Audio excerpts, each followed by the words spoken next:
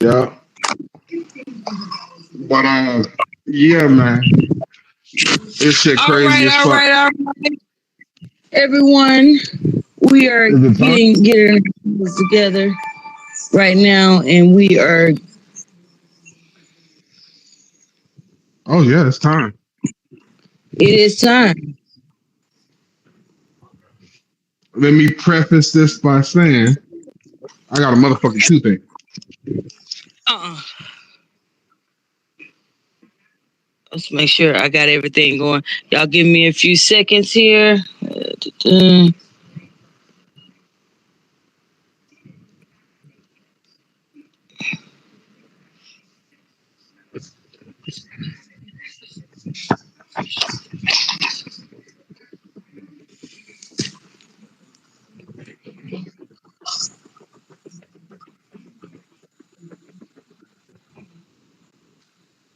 Hey, Wicked. Hello? Wicked. Yes. Hey, does the stage look weird to you? What do you mean? Because to me, my stage look kind of strange. All I see is triangles and shit. Triangles. Mm-hmm. No, the stage looks fine. Everything looks fine to me. I don't know. Maybe it's just my shit. Yeah. But then you said, Well, hello. Welcome anyway. in to Keep Real Melanated Podcast, brought to you by Hot 102.3 VRU Radio. This is another episode. It is Monday, May 18th. Welcome in, y'all. I do apologize again. I already told y'all this is Melanated and Ghetto. Now, I told my uncle a second ago that we was live. Did he introduce us? Hell the fuck no. He got to talk about everything else, so excuse us. My bad. Get your Happy shit. Monday, everybody. Hope everybody had a good weekend. I see we survived it. No hangovers. I didn't get a hangover this weekend. I haven't had a hangover. Yeah, I don't do hangovers. I haven't had a hangover in years. That's what's up. Who is doing hangovers these day and ages? Only them young folks. They like praying That's to porcelain because gods. they don't know they damn limits. Is that what it is? Yeah, you just drinking just to be drinking. Now you know damn well when you done felt your point. You know you done made it What there. it is they drinking on empty stomachs because the only thing they can afford is the alcohol. Lord, they probably couldn't afford that. Somebody else got it. Right. Somebody who got the loot made sure they ate before they bought the loot, before they bought the liquor, and just gave them the liquor. And keep a piece of bread in your pocket, goddamn it! I don't know what to tell you. Bread. Crackers in your purse. Not the saltines or some Ritz. Shit, even some clubs. I'm just saying, back in the day, Grandma always had like a peppermint or some saltine crackers in her purse. Yeah, something. Some hard ass candies with hella lid on it. Y'all out of pocket. That'd be the half of the doublemint that was sitting in the corner of her purse from 6 Sundays ago. You know what I mean? Or half of a chocolate that's been eaten already. She been nibbling on it, but like, yeah, baby. That's the chocolate that's in the box. That's how you know she got the good kind, because she take a bite out of the corner out of every piece. Right. Actually, I take that back. That would be the bad kind, because the good kind of chocolate has a map on it, so it tells you what's in each individual slot. Cheap chocolate, they just put a bunch of different chocolates in there, and they don't tell you what is what. That's why a person goes in and they bite a tip off or bite a corner off of each piece, because they don't know what's in there. Now, good chocolate has a map. Yeah, that's usually shit like C's. Biting off of each piece. No, I think that the reason they do that is because they get them. Because why is you doing it? because it's assorted chocolate. So they're trying to figure out what the flavors are because the box isn't labeled. Yeah, that's why you go with Seeds candy. Seeds is the best ones. I miss Brock's candy back in the day when it was easy to steal good candy from the store. You be in the department store, supermarkets. You go and steal some Brock's candy. Oh my God! Yeah, the motherfucking coconut candies, the brown, the coconut Neapolitans. Oh my God! Yeah, I remember those. And the white nougats with the little jelly things in the middle. Oh my God, those are so delicious. I miss those. What's that? The Brock's. This is old school chocolate. This is old school candy. Back when you used to buy candy by the pound. What are you talking about? Where you used to have to weigh that shit. You used to have to weigh that shit after you get your little bag and you weigh the candies and shit, and that's what determined how much you paid for it. Yeah. Right, and how much you said it was a pound? I don't remember what it was a pound back then, because back then I wasn't buying it. My parents were buying it back when I was a kid. Yeah, but we was just eating the shit in the store and then walking out with shit in your pockets. That was the first thing. Like as a child growing up back in the 70s and 80s, that was your first experience of stealing. Yep. Shoplifting is what it's called. Oh yeah, right. Allegedly shoplifting. Allegedly. Right. Mm-hmm. Right. And from there is when you graduated to actual candy bars. Right. And packs an hour later. I remember it was a penny. Or the Chico sticks. Oh man, I'll steal Chico sticks today. Man, without even thinking about it. Okay, I'll steal Chico sticks today. This thing is mad. Oh. Especially, do you remember the peanut butter Chico stick? The Chico like the white one? Peanut butter. It's got the I'm talking about the white one though. The white with the brown stripes on it. No, I don't remember that. Yeah, man. I don't remember that. Yeah, because you had the orange one, which is the Chico stick, and then they had one called the peanut butter Chico stick, which was even more peanut buttery. It was like white and brown. Okay. So butter. You remember butter? It's prom season. So how did prom look down there on your end this year? And she mutes when I ask her a question. It was great. It was great. We got a call coming in. I'm sorry, y'all. Let me see. Oh, we got a caller. What they want to know? Oh, sure. They want to know what your head looked like up underneath that hat. It was Southern Edibles. I don't know what's in here with us. I don't see edibles. Edibles? Southern Edibles. That is who was supposed to originally be Miss Rita.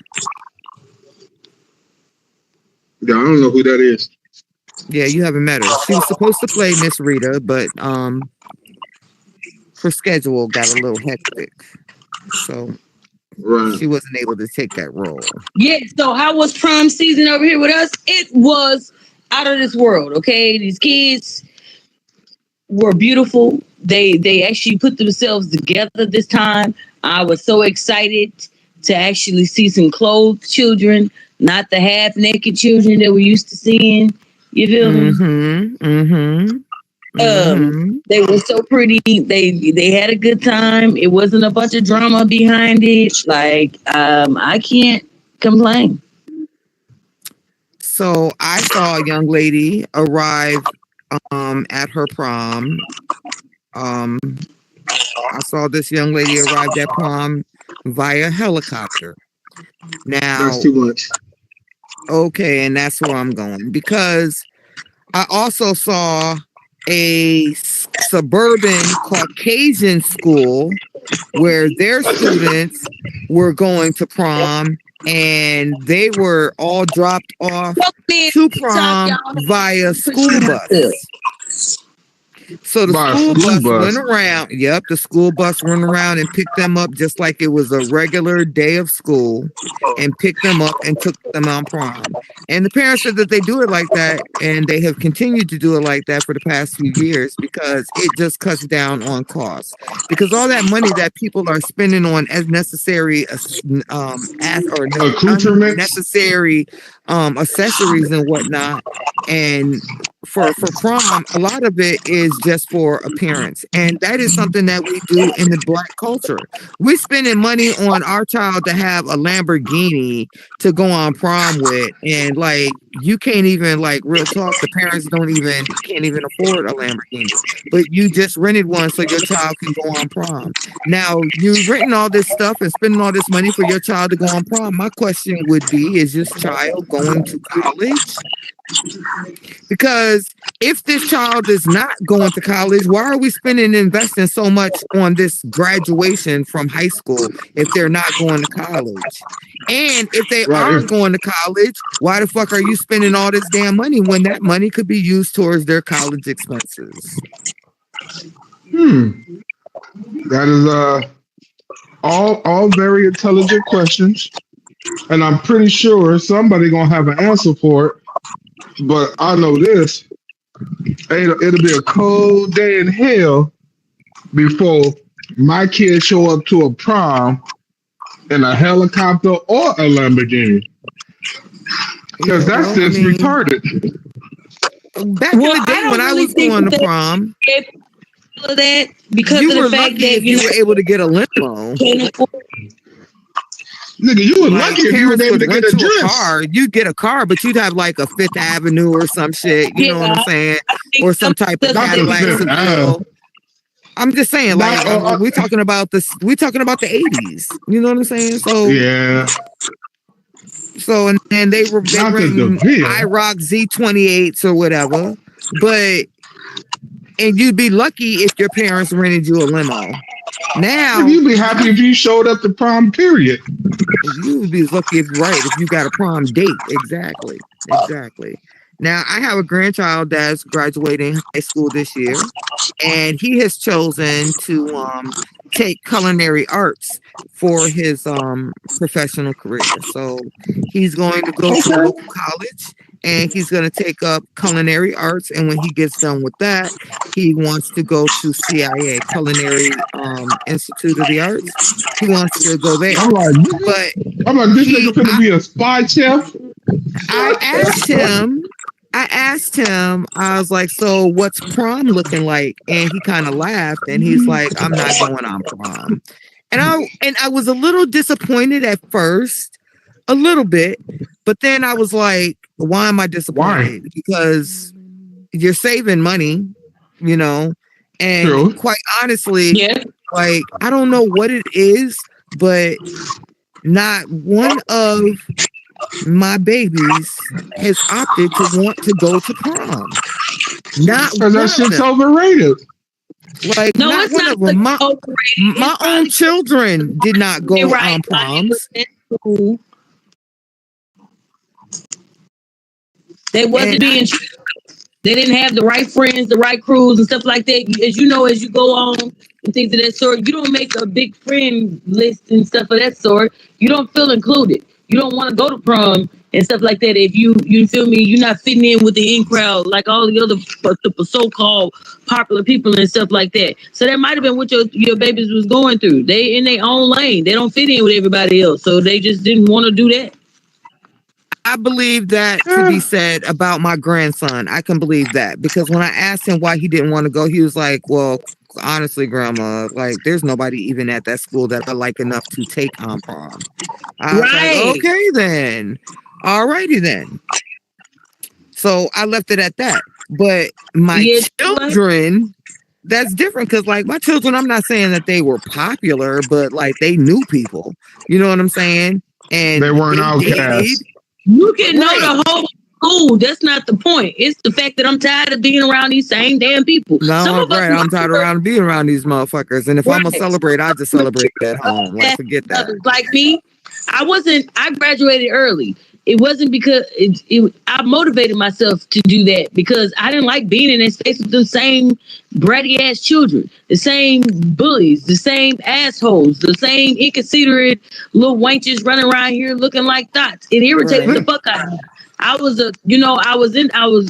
in the hood in the projects and shit, but I was smart as fuck. So I never got to be in the classrooms with the other people. And they always made me feel bad for being smart because they dumbass couldn't get to where I was at. And then I finally realized, you feel me? These are not my people. And I don't give a damn that I'm in a room full of white people right now. That lets me know that I'm doing something right, goddamn it. I'm in y'all face. I've always inspired to be myself.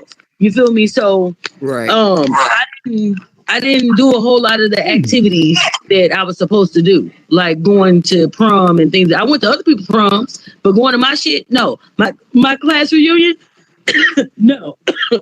I went to other people's, but I didn't go to mine. I didn't want to be bothered with them for some reason. Right. There ain't no some reason, motherfucker. You know exactly why you didn't want to be around the motherfuckers, because they was doing dumb shit. Being around the same fucking people all the time, I just felt like I knew them enough to not want to be around them all the time. I can skip this event and it ain't gonna make a difference. And be okay, because I feel like it was always gonna be some type of drama or something, because they never understood. My maturity level was higher than theirs, so I felt like I was around a bunch of goddamn kids, even though we all the same fucking age. Right. Gotcha. But so I like that if they're using it in the right fucking stance. Some of these little things for prom and all the rest of that shit, they out here looking like they finna get married or they engaged, and this is their bachelorette party. I'm like, hold on now, goddamn, mama, what was you thinking when you bought this shit? Yeah, because the parents are buying it. That's a fact. Like the parents right. They are proving it.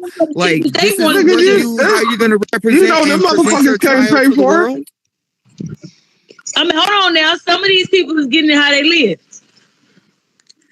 These little kids, you got to think. Look, I just told y'all to watch Shameless. Them kids was getting it how they live. So don't think that somebody ain't doing it. Yeah, but they always still got somebody that's older that's actually doing the hard lifting. Oh shit! For all you know, goddamn it, they was getting they bought it themselves. But the family still had to approve that shit. Yeah, somebody still. Not with them. Not with them. But when you're talking about kids, you know, whose parents are condoning the fact, yeah, let's have a beautiful prom send off. Like they have a whole motherfucking buffet, full front yard party for the whole neighborhood. What is that for about? Them to Do you understand what that is about? What is that? What is that for? I don't know, because like we didn't do that when we were coming up on prom. Like you went out and you took pictures in front of the car and whatnot, but like there wasn't no barbecue and a whole party going on in your front lawn while you was out on prom. I think that has more to do with the parents, the mothers overcompensating and living vicariously through the children because they themselves maybe didn't get a chance to go on prom, or maybe it's a celebration.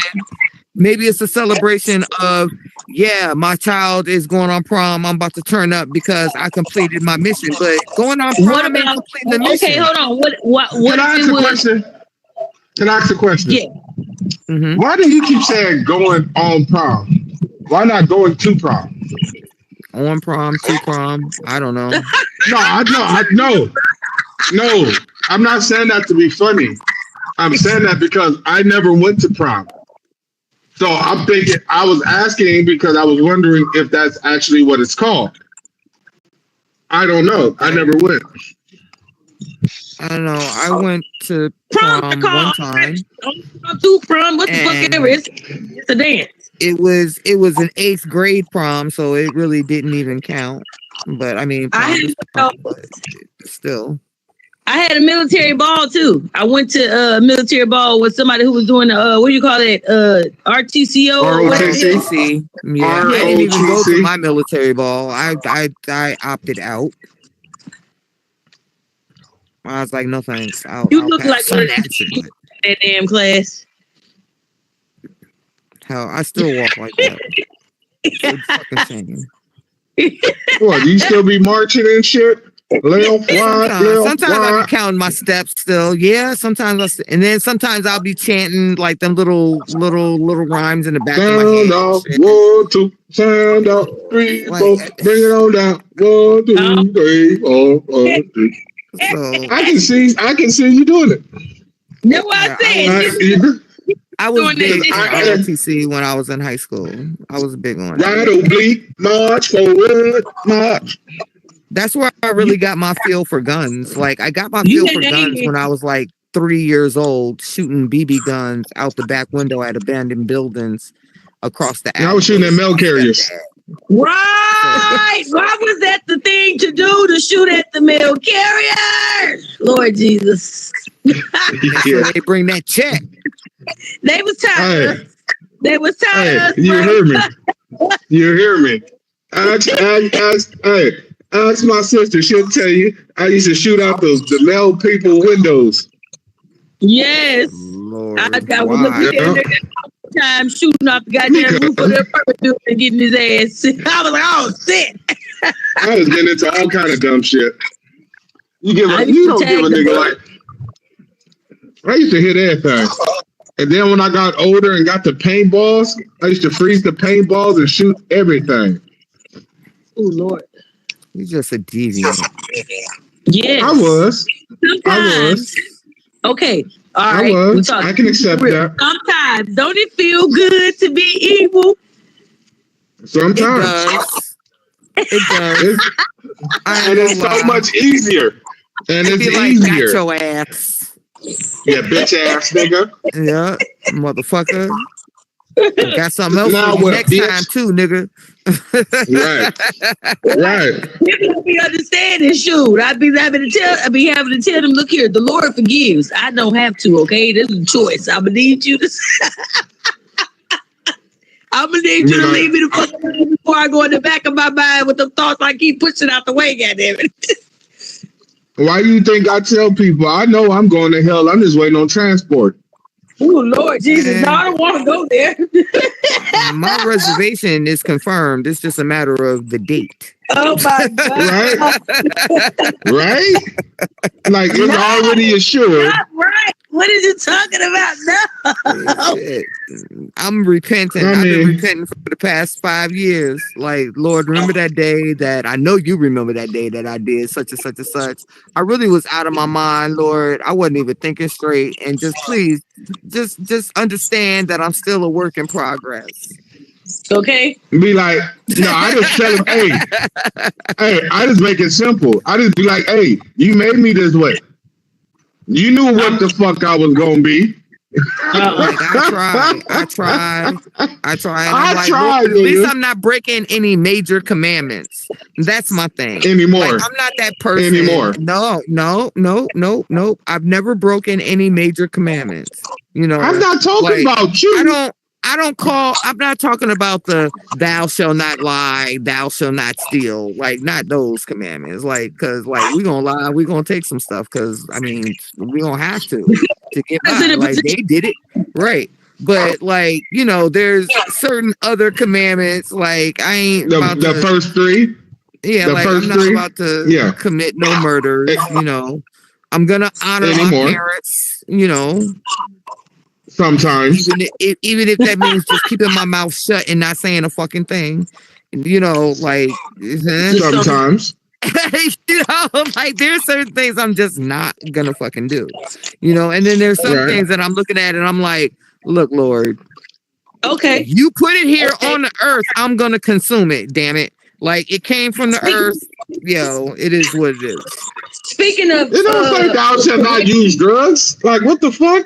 I'm just saying, like that's not a commandment. And commandments. It's not a commandment, but it's still like it's just still certain things like I shall not rape is not a commandment either, but like I'm not gonna do it. You shouldn't do that. No, it says thou shalt not harm thy neighbor. Do unto others as that falls under the do unto others as you want done unto you. They didn't live next door though. No, but the whole world is your neighbor, motherfucker. No, thou shalt not that live next door. You see, you oddly specific. You see, that's if my neighbor is about to cause me some harm, my neighbor is now my enemy. We're keeping it real. And I was talking about the kids and prom and shit. And before I lose my train of thought, I want to get this out because this is something that I've been trying to figure out myself. When and what day and age did we as melanated individuals start having problems when people come into us to tell us about when our children are outside acting up? When was that? When did we start having a problem with that? Because it bothers me. When we became the parents. Who became the parents? What age group? Our age group. So because if this started in the late 60s, early 70s. No, we started it started when women in the 80s started having children as teenagers. Don't touch my fucking baby. Because, they ghetto, they hood, they want to fight people, they got anger, aggression and shit. So they child step out of line and somebody say something to their kid, the first thing what the fuck? That ain't your child. I'll deal with my child. Next thing you know, the parents are in an argument, and that's how that is. Right, so because you can't tell anybody or help anybody anymore when it comes to us. When it comes to our children, that shit is depressing. If I'm telling you, I see your baby, like I seen something the other day, and it made me feel some type of way because my baby was like, "You should call her mama and tell her." And I'm sitting over here hesitant, like, I call her mama and tell her? Maybe her mama know already. Maybe her mama catch an attitude because I'm finna tell her that I see her baby on the Instagram with bottles in a fucking hotel room, getting drunk for her 16th and a half birthday is what she put on there. Maybe I should say something. Maybe I shouldn't, and I should mind my own damn business because this is gonna be a problem if I say something to her and then she be like, "Oh, why is you being nosy? And how did you find that?" And I shouldn't feel like that to help you protect yours. Right. Nigga, that's why you did screenshot it. You screenshot it, send it, and leave it at that. On even saying anything, either way it goes, because again, some people take stuff lightly, or and not have a whole attitude and be like, "Thank you, I appreciate you for letting me know," and then the other ones will, now she did and defending and trying to, you feel me? Not my child. Like you lying. You can't defend the screenshot. You can't defend the screenshot. You can't defend the screenshot. They were just playing with the bottles or whatever the fuck, and I don't know what the hell I'm talking about. You feel me? I don't want to start somebody trying to thinking that I see something, because that's what I seen. She was in the video dancing around with bottles. First off, at her age, she's under 21. You can't buy liquor, so how did they even get it in a hotel room? How'd they get it? She's in a hotel room with a whole bunch of little girls. Do you know that much? Did you drop off there? Do you know where your child is right at this moment? You feel me? It's Kanika Jenkins. Think of Kanika Jenkins, little girl hanging out at a fucking hotel, partying, slamming bottles and shit. Next thing you know, she separates from her homegirls. They ain't paying attention because everybody having a good time. You ain't seen her since. And you seen her, but she was unalived. Right, and is that the one that was in the freezer? Yes, ma'am. In the hotel. Right, and this shit is scary. And nobody know shit. The hotel room. Y'all drunk. Y'all too young to be getting drunk. Somebody can take advantage of you. You don't know no better. You goofy and stuff of that sort. But again, we got a problem when it comes to us and that shit. Like, what type of resolutions? What type of keeping it real though? Like, what? When you see that's because we can't whoop their ass no more. That's what it is. They can't get their ass whooped like they used to. Cigarette or something to drink. Are you doing it? Let me ask. Okay, let me ask this question. Okay, a child under 18 come in front of you with a cigarette or a drink or something to smoke. Are you dealing with it? We talking about teenagers, and we talking. Okay, this is fucked up. This is really fucked up. Okay, so for me personally, depending on the age of the teenagers, if we're talking about 13, 14, 15 years old, you better not walk up in front of me with no motherfucking weed. You ain't about to smoke no weed up in here. Like, you ain't about to do that shit. Now, we talking 17, 18-year-old kids, because I don't give a fuck about your life. I raised 17 and 18-year-old I do. boys. I was still in the same way I'm treating the ones that she talking about that's 13 and up, because what is your problem? I know why I smoke. Tell me what your reason is, so I can literally, you feel me, sympathize with the reason that you're doing the fucked up shit I'm doing. I don't want you doing the fucked up shit I'm doing, but what is your reason? Because they can, because they have access. If you just be smoking, that's stupid. Yeah, because they doing it because they have access. They doing it because it's cool. They doing it because everybody else, they friends are doing it. Doing it, right? Yeah, but you got to get something out of it. Just because if I don't like liquor or beer, like I don't like beer. Okay, my friends drink beer. I don't drink beer. So just because they drink beer don't mean I'm going to be drinking a goddamn beer. It's not a thing for me. Make it taste like some fruit or something, I drink it. But otherwise, I don't want the shit. So what makes you sit here and smoke? Same way when you see a motherfucker doing crack. Just because they doing crack don't mean you doing crack because my friends is doing crack. Hey, you's a crackhead. I'm not. What makes you jump in this circle? What are you using this for as a crutch? We all understand that these things are crutches. And the disrespect that you're having amongst yourself at this age to not allow yourself to grow and learn. Sometimes it's not a crutch, though. Sometimes it's not a crutch. Sometimes it's just out the curiosity. And the curiosity is enough. Us, these is crutches, okay? The older you get and you doing this shit, this is a crutch right now. It's either to save somebody's life or to save mine. Yeah, and we can say that, but initially when we first smoked the blunt, it wasn't to save. It wasn't because we needed to calm our nerve. It wasn't because we wanted to motherfucking. You was curious. Not kid. Right. We was kids. We was curious, and our friends was doing it. But I mean, honestly, I'm not gonna lie. Like when my friends were smoking weed, like I didn't start smoking weed till I was 30 years old, and it wasn't because my friends was doing it. Like I grew up around weed. You know what I'm saying? Like my parents smoked weed. My parents sold weed. My brother grew weed. So right. I didn't smoke weed growing up. I started smoking weed at 30 years old because I got sick and they told me I had certain problems. And I'm like, how the fuck I got these problems and I ain't never smoked a fucking thing in my life? So I was like, you know what? Fuck it. I'm gonna start smoking weed. I was like, you telling me I already got bronchial issues? How? I ain't never smoked a fucking thing. And they're like, yeah, well, this is, that's what's wrong with you right now. You know what? Fuck that. I mean, I started smoking weed. And because all them years I had been curious because I hadn't been smoking weed, and I wouldn't use no alcohol and drugs and stuff because I was still at the stage of a mind frame where I wanted to reproduce. So I didn't want my children born with asthmatic problems and other issues. So I didn't smoke, I didn't drink, I didn't use drugs or anything during the years that I knew that I wanted to reproduce. So after I had my final child, I came home pretty much from the motherfucking hospital and fucking lit a blunt. That's what's up. It took me a real long time though, to be okay with, being around other people's children and smoking and all of that good shit. Like, because I come from the South, like we don't play that. Like, even in my big old age, you feel me? When it comes to my elders and shit of that sort, I hide and tuck shit. Like, it took me a while to be okay. As you should. And I expect that when motherfuckers like, don't bring that shit in my face. If I'm smoking a cigarette or something and one of my elders just walk past, I'm moving that shit. You feel me? Or I'm walking my ass in another damn direction. These motherfuckers, excuse my language, these little people will walk up on you and ask you for the shit. Ask you for a cigarette, ask you for a lighter, ask you for a blunt. Can they get your shit? Wait a minute, hold on, sweetheart. Do I look like where is this okay at?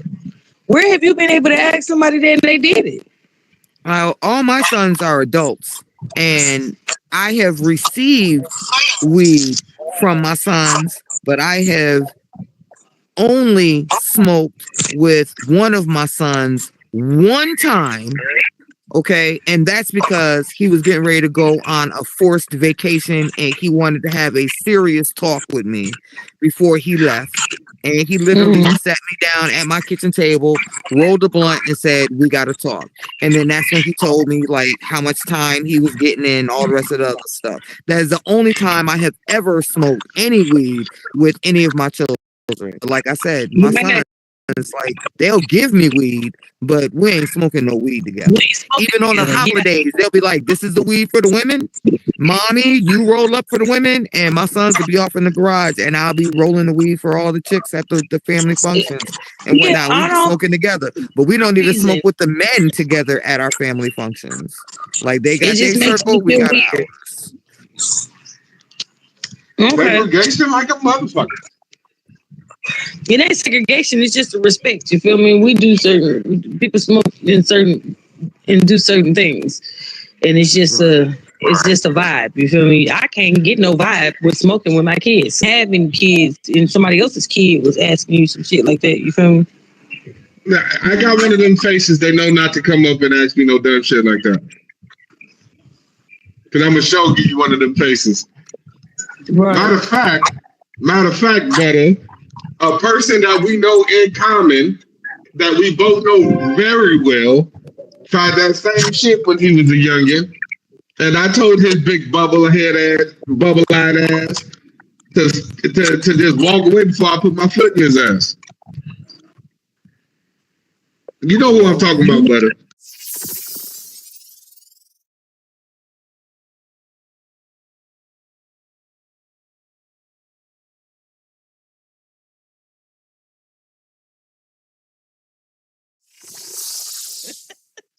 Just running to brick walls. That's what the hell he be doing. Yeah. So yeah, that was a thing that people were talking about. About people how kids are these days when it comes to smoking and stuff like that, and how they are around adults and the way that they act and stuff like that. And I'm just like, I'm still not cool with it. To each his own. Where I live at, where we live at, rather. These people are free with that. That's what they do. They're okay with it. It's not a big thing to them. They smoke with their kids and all that different stuff, and it's like no, it's like okay. It is what it is. If you're smoking weed with your kids, then you are on too much of a friendly basis with your children or with your child. That part. If you're too much, on a friendly basis on your child, and your child looks at you like you are a friend, then they're gonna start looking at you like you are their equal. And once they start looking at you as their equal, then we start losing respect and authority. I'm just saying. You lost authority. You lost authority the moment you let them believe that they was your friend instead of your child. Period. I tell my kids all the time, I am not your friend. I am your parent. Okay? And I've always said that. Like, I can be friendly, but like, I'm your parent. Nigga, I can't be friendly. Nigga, I can be a nice parent, or I can be an asshole. I can be nice or I can be an asshole. Whichever one you want to look at it as, I'm still your motherfucking parent. You might want to make sure you get the nice one. Like we become friends when you hit over 30 years old, then we become friends. You know what I'm saying? Like until then, nigga, you're still my child. No, but still, like you develop. I'll just see you as an adult. But you still develop a friendship with your child after they hit a certain age. You develop, at least it is like that with women when they have female children, because we end up going shopping with our daughters, and we end up doing. That's just what I feel in that regard. Is that it's not necessarily that you become friendly. It's just that you respect them finally as an adult and as a woman. Because they living up to that aspect or that version that you had in your mind of what they would be. Now, and that's why you're able to respect them as their own individual. But that still doesn't make them any less your child. No, I'm not saying that it makes. No, I'm just saying. I'm not saying that it makes them any less your child, but there have been situations where mothers and daughters have evolved their relationship to where they have become best friends. You know what I'm saying? Like, well, you want a relationship like that with your daughter. Right. So the longevity of having those type of relationship with your children keeps you from being thrown over into a damn nursing home and unwanted, okay? You don't want that. Shit, they'll put you in a nursing home. They'll just visit more often. That's all that means. That's all that means. Nigga, you still going. You still going. They just might come see you. Right, because you ain't going to their house and turn their shit up. Right, you ain't finna, and they husbands or they wives ain't finna be like, no, we ain't letting her stay here. We'll just go see her every week. You know what I mean? Let her know we still love her, but you ain't finna come into my house fucking up my schedule. Right. I'm not changing no motherfucking diapers. My mother right now lives with my sister for the exact same reason. I'm like, nah, I've been there, done that, and that's when she was capable. She getting to the point when she ain't capable. Yo, I put my bed in. I got my bed in earlier. That's on y'all now. Right. If I didn't have to take care of her when I was taking care of my kids, then I would probably be more open to, that situation. But no, I had to take care of her while I was raising my kids. No, while y'all got off and you ain't got no kids, no, mom is all on you now. So my mother moved. Handle that. Yeah, my mother moved to my sister.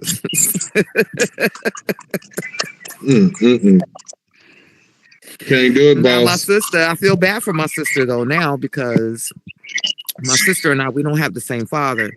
And my mother moved to the town that my sister lives in, and my sister lives in the town that her father lives in. So my sister is now stuck taking care of my mother in her house and then running back and forth to my stepfather's house to take care of him too. And none of us live in the state that they live in, so she's got to do it all by herself. Oh. Yeah, I should at least Zoom. Me and my sister didn't get along when we were younger anyway, so like I ain't even mad. I'm sorry, I'm not even mad. You were mom's favorite when we were little. So there you go. Mom's favorite was little. You ain't right. Yeah, shit. Mom cherished you. Now it's time for you to pay all that back. In spades. Or dirty diapers, whatever. I mean, whatever it is. Whatever it turns out to be. My mom doesn't wear diapers. I'm just saying, like, that's just an old folks joke thing. But she's still like she responsible for both of them. Yeah. She gotta take care of both of them. Now my dad, I had my dad move from the state that he was living in and move to my area. Just so that if anything did happen, I wouldn't have to worry about going to, 3-4 states away to go and handle businesses and shit. Take care of their families when they get older and stop throwing their parents away. Like, that's not okay.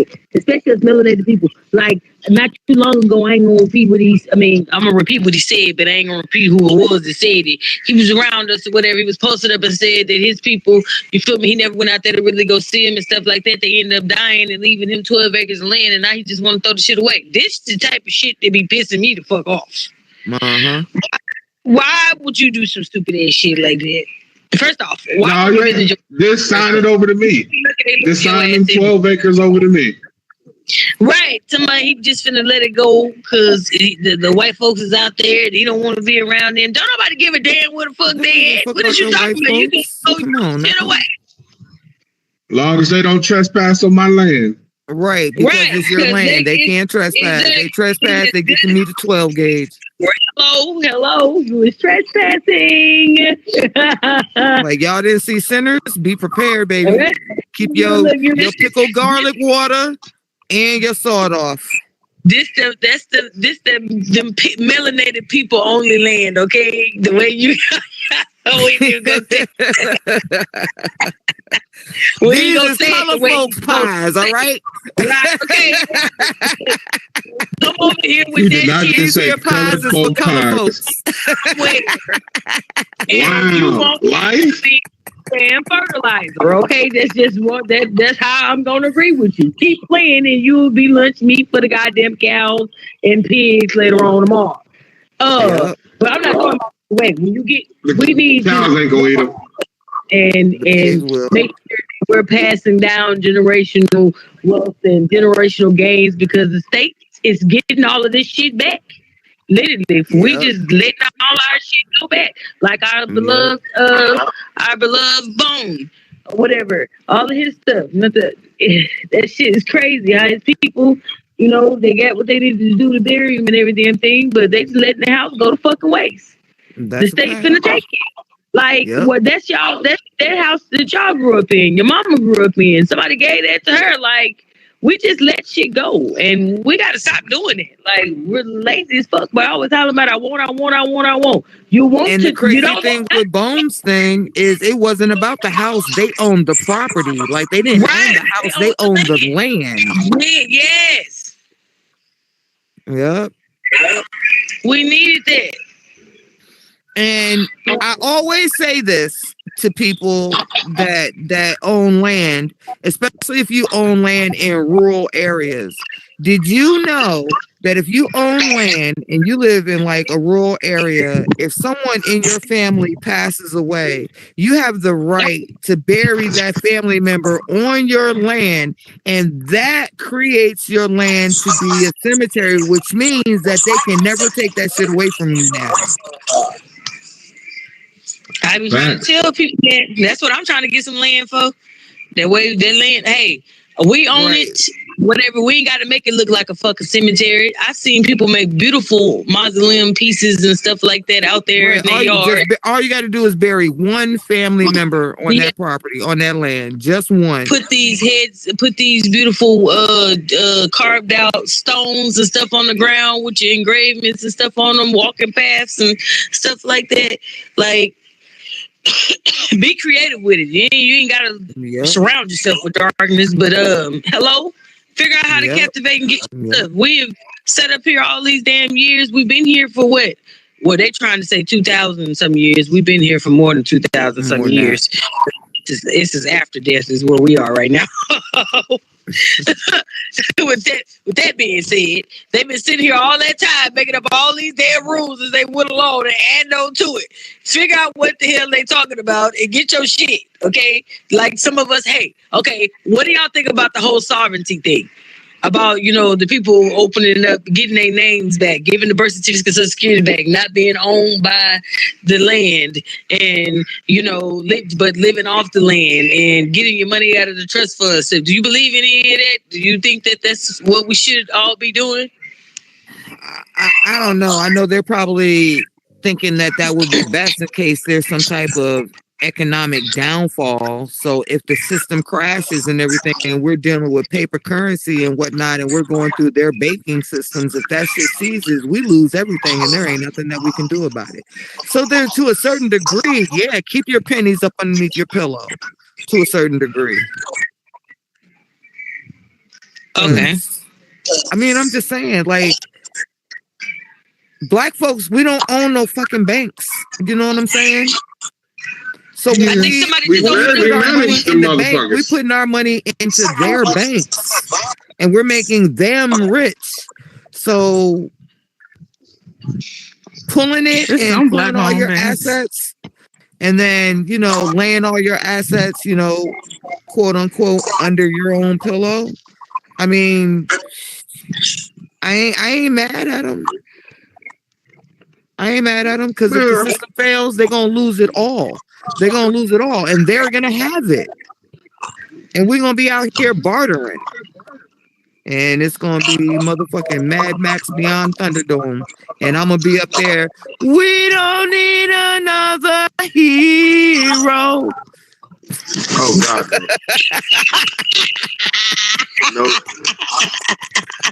No. What? Two girls into no girls leave. No, I'm fucking weak. Yeah. Don't do it. Two girls enter, no girls eat, no girls leave. Don't do her. Don't do her at all. What is you talking about? So I mean, I'm not saying it's not a bad idea. It's not a bad idea because we don't. If you gonna do some if you're gonna do some sovereignty type shit, you better make sure you study up on that shit and you know what the fuck you talking about. Yeah, that's a fact. That's a fact. Because if you don't, all you're gonna do is fuck yourself. I mean, but there's gonna come a point where money that we can hold in our hand is gonna be non-existent. Of course, it's damn near that already because you paying everything with your phone or with your yeah, but you can still get paper money. You know what I'm saying? You can still get money, currency that you can hold in your hand, okay, and give to somebody and get change back for. Now, right, but that shit's starting to phase out. Right, and when that is done, when that is gone, that's when we got to start looking into it. Right, because at that point, a lot of people will end up going back on a barter system and trading services. I don't see that being a big idea. I kind of love that idea. I don't understand. That's what we're doing right now. We're just using money to do it. It does not make a difference. Right. Because someone said, I'm but gonna it's a little create bit different when you paper and call it currency, and then I'm gonna swipe up all the resources that I can, and then I'm gonna figure out a way to distribute this currency among the people, but they have to earn it by working in these companies that are distributing all of the resources. Right. No, but see, the thing with the bartering system, if I was to bring that back and if I was the president and I was running this shit and I was telling people how to do this, the bartering system will be based off of what it is that you do all goddamn ready. Everything that is being created is somebody sitting at home doing this shit for no fucking reason, not getting paid for it, and never gave a fuck about $1 because they love to do it. So that means every fucking thing that is going on right now is going to continue to keep happening and keep being done because there is somebody out there that just does this shit for no goddamn reason. That's how we got it. With that being said, you got something to barter with because you're doing the shit that you love. You don't matter. It don't matter if you get paid or not. You're going to use what it is that you got to get what you want. Right. You want a TV. Right. You don't need $1,000,000 fucking TVs. You want a TV. Let's say you're a barber. Okay, get this man a month's worth of haircuts for a damn TV. It takes him a little bit longer to get to put this TV together for your ass than it did for you to do this haircut. We can do that. All right. Oh, you want a car? Awesome. It's going to take this person a little bit longer to get this car together than it is for you to be, as a barber. All right, you're going to get this man 6 months worth of free haircuts to get this vehicle. Okay, your haircuts could be $100 a pop plus tips or however the fuck you want to charge. In your mind, it's worth 6 months worth of haircuts for this guy. So, but how would that work for people with marketable skills? You were going back to doing your hobbies. Yep. A lot of people get into your craft, making furniture. Get into what you do, right? Yes. Gardening. Right. The food is still going to be grown because somebody going to do it and they're going to have more than fucking enough because they can't eat all that shit at fucking once. So it's going to go bad. So they ain't got no choice but to, here you go, here you go, here you go. Yep. But I said, how would that work for people with marketable skills? Civil engineers, fucking combination welders, heavy machine operators. The shit that they charge, a lot of people you wouldn't make enough to barter for. That right, those type of, first off, you're gonna have the opportunity when it goes back to if it was bringing bartering back, you're gonna have the opportunity to go to school for fucking free. Understand that part, all right? So. Everybody, if there's anything that you're trying to barter for and you can actually do it your damn self, then you can barter with these individuals to do it with them for somebody else to help them get something that they want. But you have the opportunity to learn all of this shit on your own. There ain't no more you got to pay to go to school. I think that's the dumbest shit ever. Literally, because if you can't afford to go to school to be a doctor and we run out of motherfucking doctors, I bet you school for doctors will become free. Because who the fuck else gonna save people's lives? The robots that they're gonna program with artificial intelligence. You damn sure gonna have to get that motherfucker get to work quick then, because God has a fucking system. They already got them. They might. For all we know, they already got some motherfuckers. Surgery, otherwise they wouldn't still have people doing it. I don't know, because when you there's no replacing the human factor. When you're using robotics to put cars together, trust and believe that robotics doing surgeries ain't far behind. That part. Right. And they already got robots doing cars in factories. Right. Okay. And so robots motherfucking shucking corn in the fucking fields and shit. Which would be good, but don't over fucking do it. Make it where it helps us with the strenuous shit, but we do the tedious. I don't need you to take over it. Wait, a robot. I'd rather do the strenuous shit than the tedious. Shit like that, a robot should be able to do that, okay? Because we need houses like ASAP. We don't need to be working on this motherfucker for 6 months to a fucking year. I need this house done in the next 30 days. A robot should be able to this house done in a couple of hours, so therefore I need X amount of bots working on this shit for 2 days straight. Right.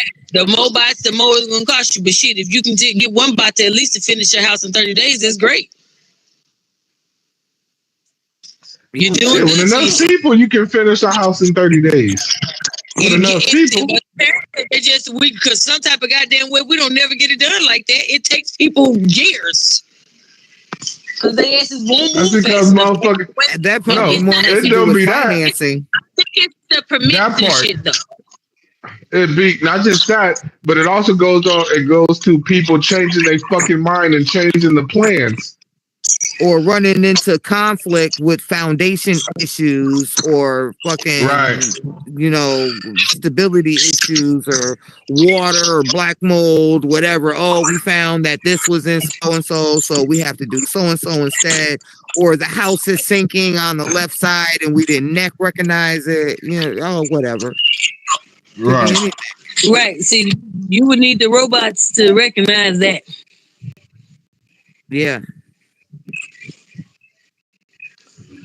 Okay. But there's no way that they would allow that where they're working hand in hand, because working hand in hand means that they're still employing humans, which is the objective that they're trying to eliminate. Phase out. First off, again, whatever the fuck it is that they try to get into to try to do, I don't really pay no mind, because at the end of the day, the rich is not going to work for the rich. Get that part. So, they gonna stop. Well, the rich, the rich ain't working, period. They collecting. But you ain't gonna be making no money from nothing either, because if you're making everybody else poorer than you, then who are the consumers? And then that calls for an uprising. That causes for an uprising. That causes for a riot, because that means that the underprivileged are going to start to stampede. Right. We're just gonna go back to old West type shit. Back to guns and shit. Man. What's happening with this damn war we're supposed to be in the middle of? Is this shit still going? I don't pay attention. We were just talking about that earlier today on how we were gonna avoid that shit. Did we? Yeah, me and DQ, that's what we were talking about earlier. Like, I'm so over this motherfucking politics with this president. Like, all I see in this objective is people are continuously losing jobs. That's what I see with him being in office. Like, outside of the war, which it affects us, but it's not at my doorstep yet. What is at my doorstep is the threat of unemployment because of his bullshit. But look at it like this. The reason why you hear so much about war, because it takes people's minds away from what's happening here at home. Right. But I mean, that's the whole purpose of the war. Distraction. Right. That's always a distraction. But the war does affect the employment here on our soil, because a lot of our stuff is imported from these places that we're having conflict with. And the longer that we have conflict with them, the shorter our supply gets. Now, how long is it going to go on till our supply is completely depleted? Because the United States has made it so that we have to reach out to other resources to get what we need imported onto our soil. When the United States originally was being formatted and the foundation was being made and laid, they had us melanated people out here growing and building what it took for this land to be created. And once it was created, they snatched it all away from us, and then they said, you can no longer grow your own fucking food, because if you want it, we're gonna sell it to you. And now they sell it to us at these high prices. And on top of that, they fucked up the farmers where there's no farmland hardly, because they want to increase revenue by building more houses so they can put people in houses that literally only one person. Just because you're a billionaire doesn't mean that you got to have a house that has 15 bathrooms and 25 bedrooms and you're one fucking person. If you're not part of the solution, boo-boo, you're part of the fucking problem. Okay? So then when we have all of these motherfucking issues, all of it rolls downhill. And who catches it? We catch it, because everything goes up for us. Everything goes up for us. You take away the farms and you put the farms on other places or on other continents or whatever, we got to get that shit imported. It's costing us more. Then our president is causing us issues at the fucking docks. Now that stuff that we're trying to get in here, we can't get. So our supply is getting short. And now because the supply is getting short, there's no reason for all these people to be employed. So now you're laying off people. And now you're saying that unemployment is a fucking issue. Yo, it's a catch-22. It's a fucking repetitive fucking cycle. And we have to figure out a way to get the fuck out of it. Yep. Well, That's it. That sounds about right.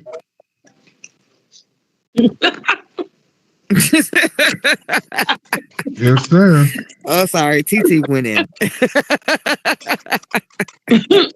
She came out. I'm sorry. Let me put her back in the box. All right. Okay. Shake that off a little bit. We're back. I'm falling to that. I mean, that's what it is. That's what it is. And so what's going on? I always say, if you got a backyard, you better throw some seeds in some pots and some dirt. Come on up here, Divine. What it is that you eat. In a minute. Grow what it is that you eat. Grow what you're paying all this money for in the damn store. Grow it yourself. Can you hear me? Yes, ma'am. We can hear you now. What's up? Is that Danger? Yes, ma'am. She's running the camera. Oh my God. I haven't seen her in so long. I ran over here for my life to see her. Who's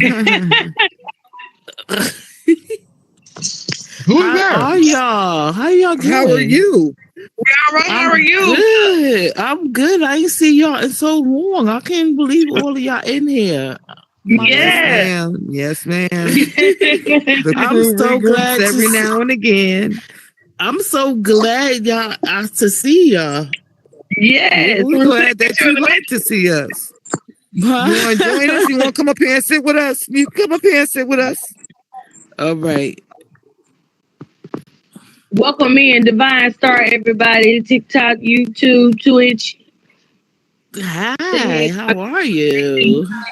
So when you come in to Horizon, she'll tell you all about it, okay? Because she is the life, okay? Divine, wait a minute, what's your nickname? What's your name? What we calling you? To be 28. Right?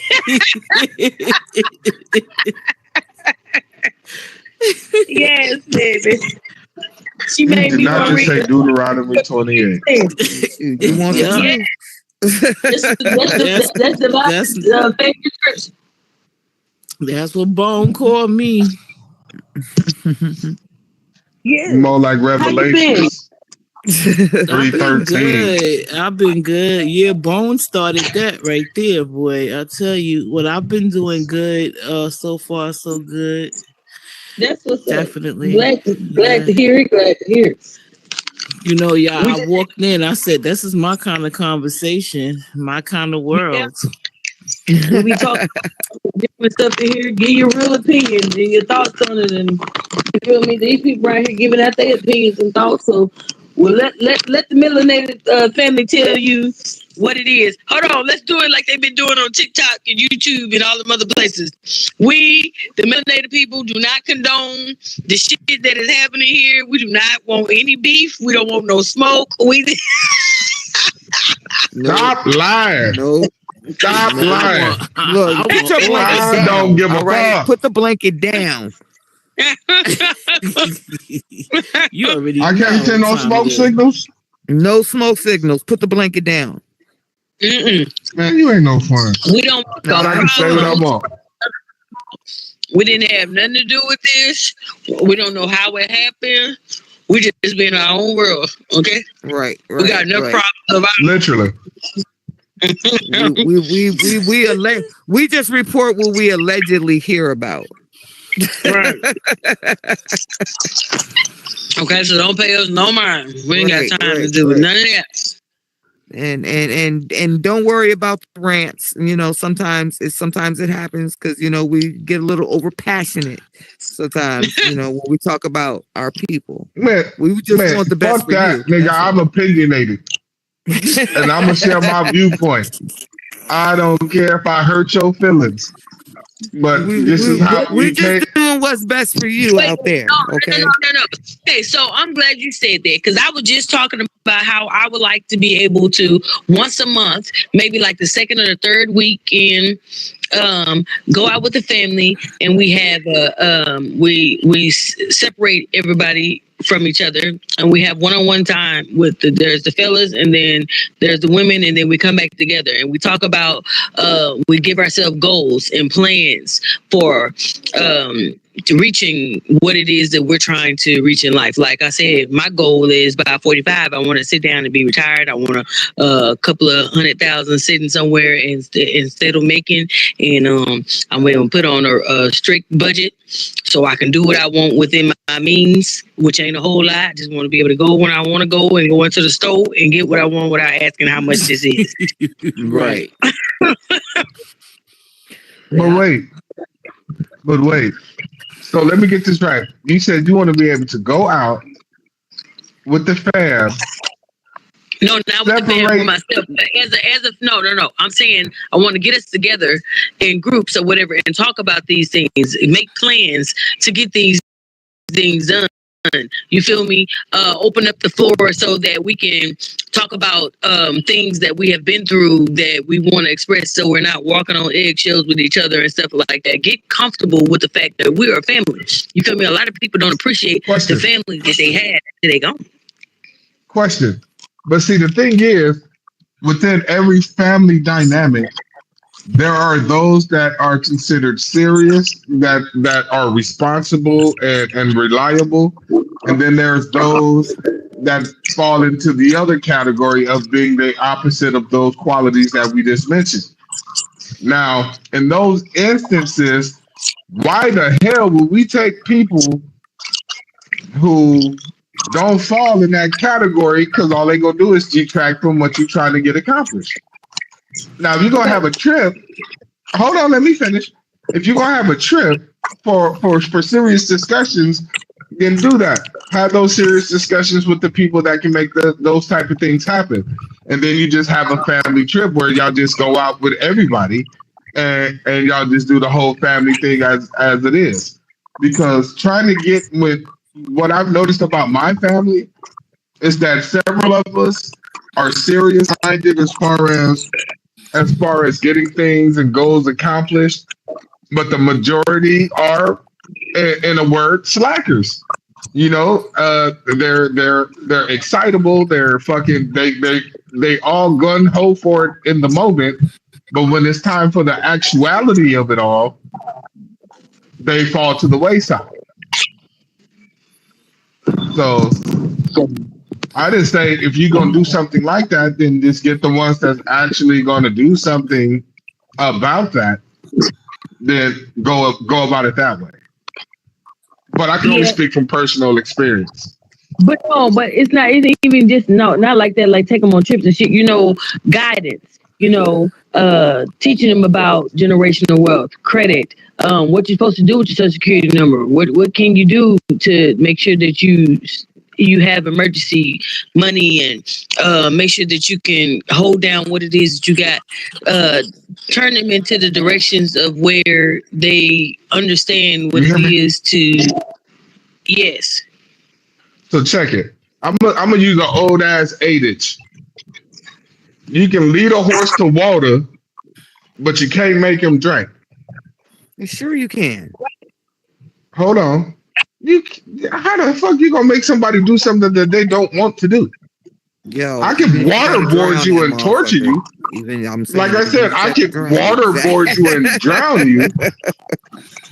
But then that's gonna make but the majority of people just gonna dig in that much more because now you forcing them to do something that they don't want to do. Now, I'm all for drowning the motherfucker. Let's drown them in it and see what happens. But at the same time, if they can't grasp the concept, then you basically just wasted not only your time, but their time. Let them be foolish. It's right. My job is to make sure that I disseminate the information. It's your job to accept and utilize the information. Now, I can information that I have, but if you refuse to apply it, that's not on me. I don't feel. Yeah, but who's willing to apply it and who's interested in the growth is the ones that are most inquiring. And that's what I was. And that's what I said. And that's what I said about the approach the ones that are actually with that type of movement. You know what I mean? The ones that's going to be open to that type of shit.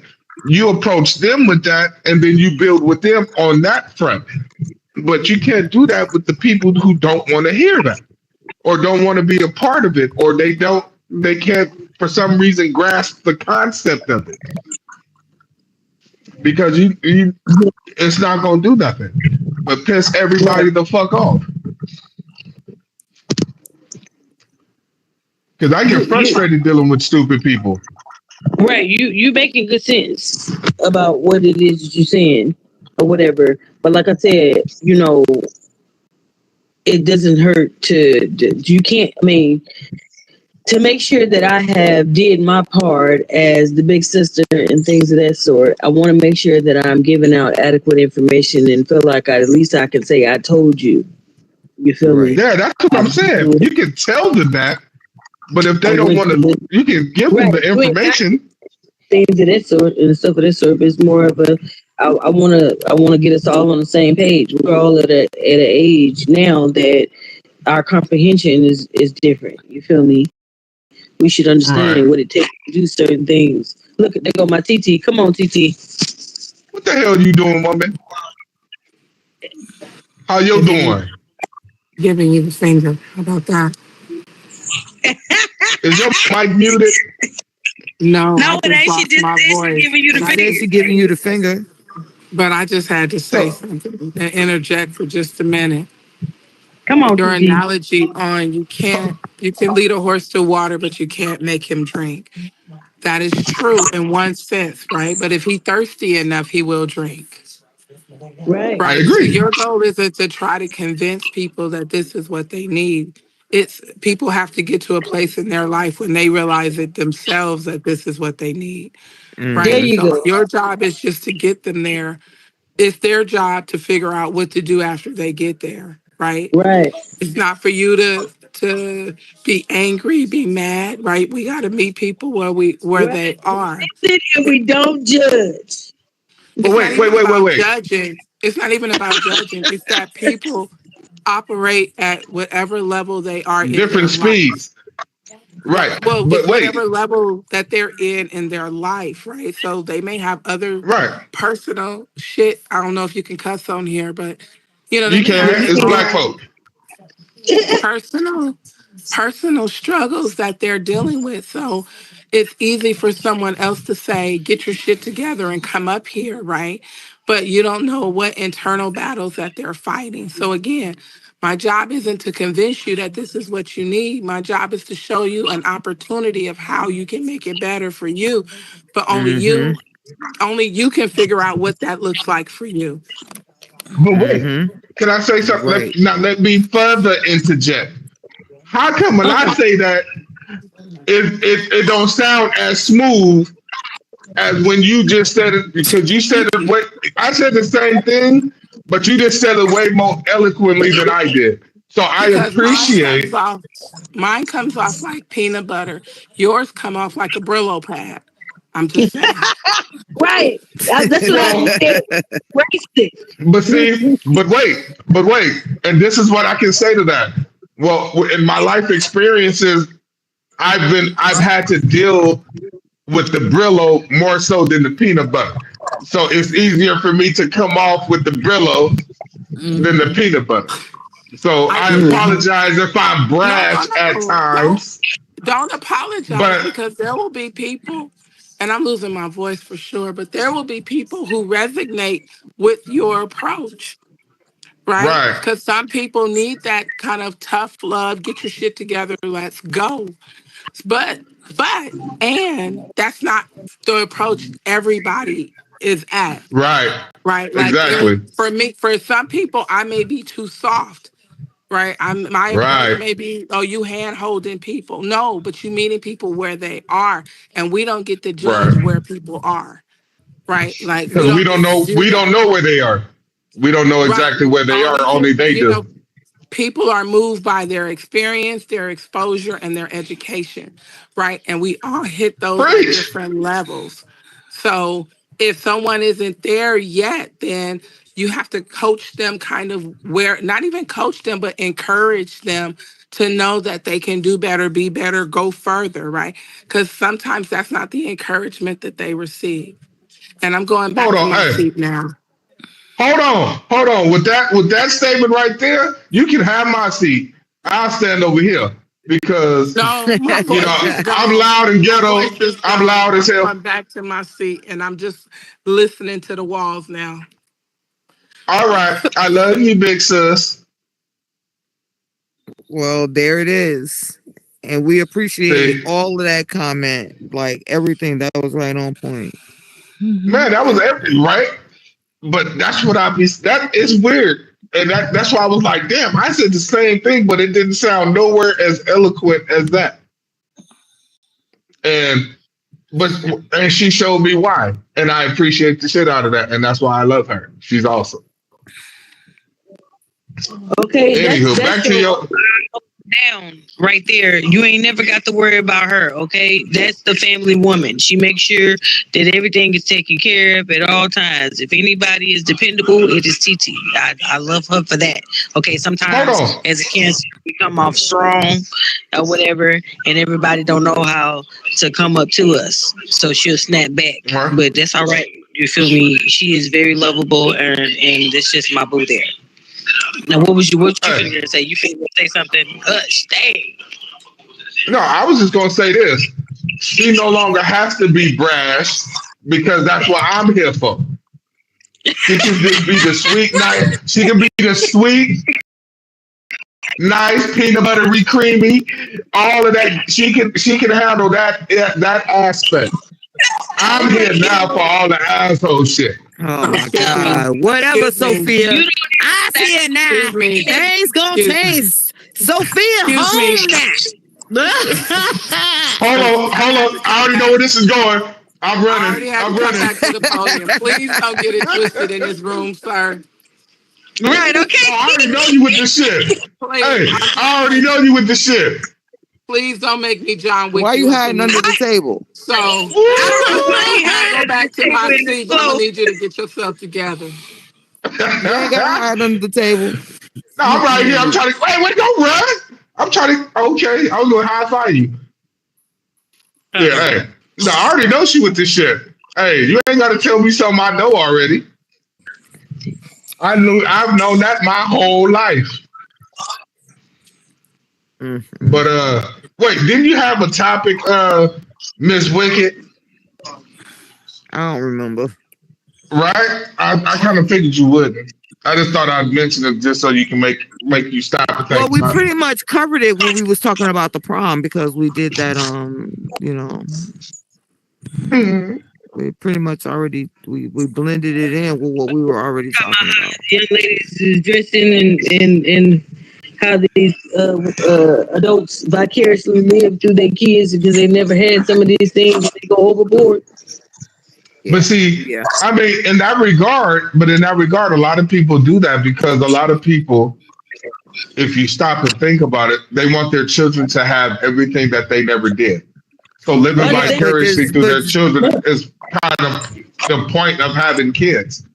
But does that is that a good excuse for, like, let's say, and I hate to say it because I see it up here in New York all the time, but we have very overweight, obese women with these very beautiful young women as daughters, and at 10, 11, 12, 13 years old, they're already letting them get their nails done, their hair extensions, wearing makeup, wearing revealing clothes, really short skirts. Nope. Because they're living vicariously through their daughters. Nope.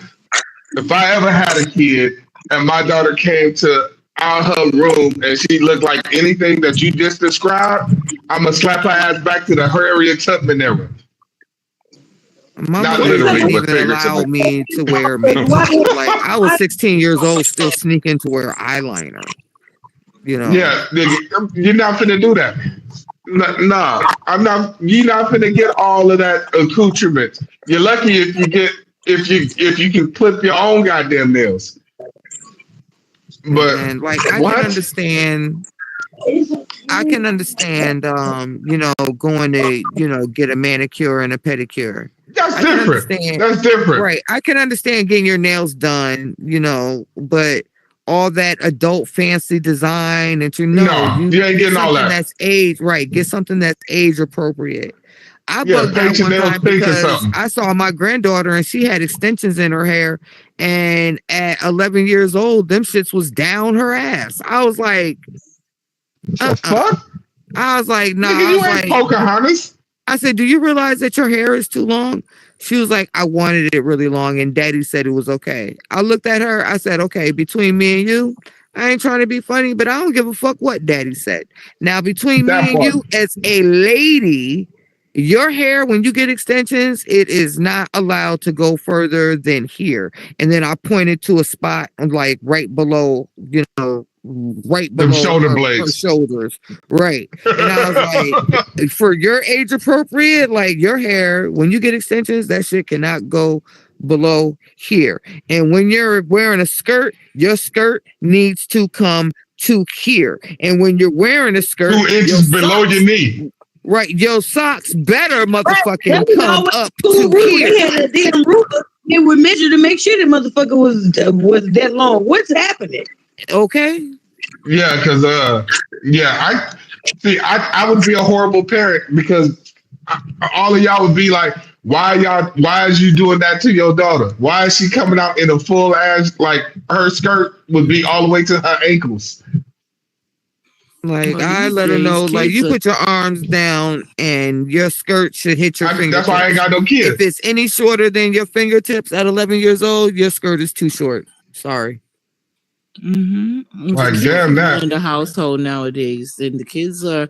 I mean, I'll see something on a couple of times. I've seen things on YouTube where the mother or the parents took away the phone, or the mother said no, and the kids ended up murdering their parents. But with that said, even if it's not that harsh of a situation, just telling your child no, it turns out to be an argument. It turns out to be some type, and it's just like, it's something about these kids these days. Because back when I was coming up, it was either yes ma'am, no ma'am.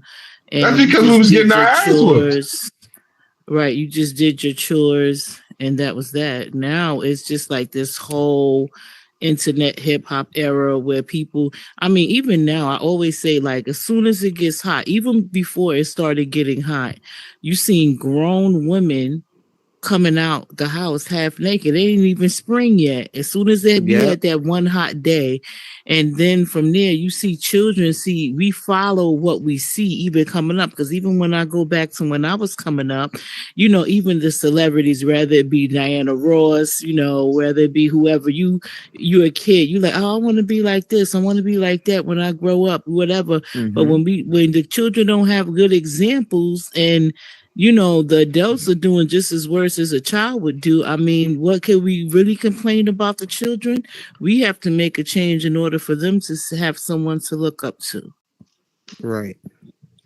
But, and this, I mean, I respect, exactly, but this is what I would like to say on that topic, right? The reason why I believe the kids of this era, of this day and age, behave the way that they do is because we've allowed them to.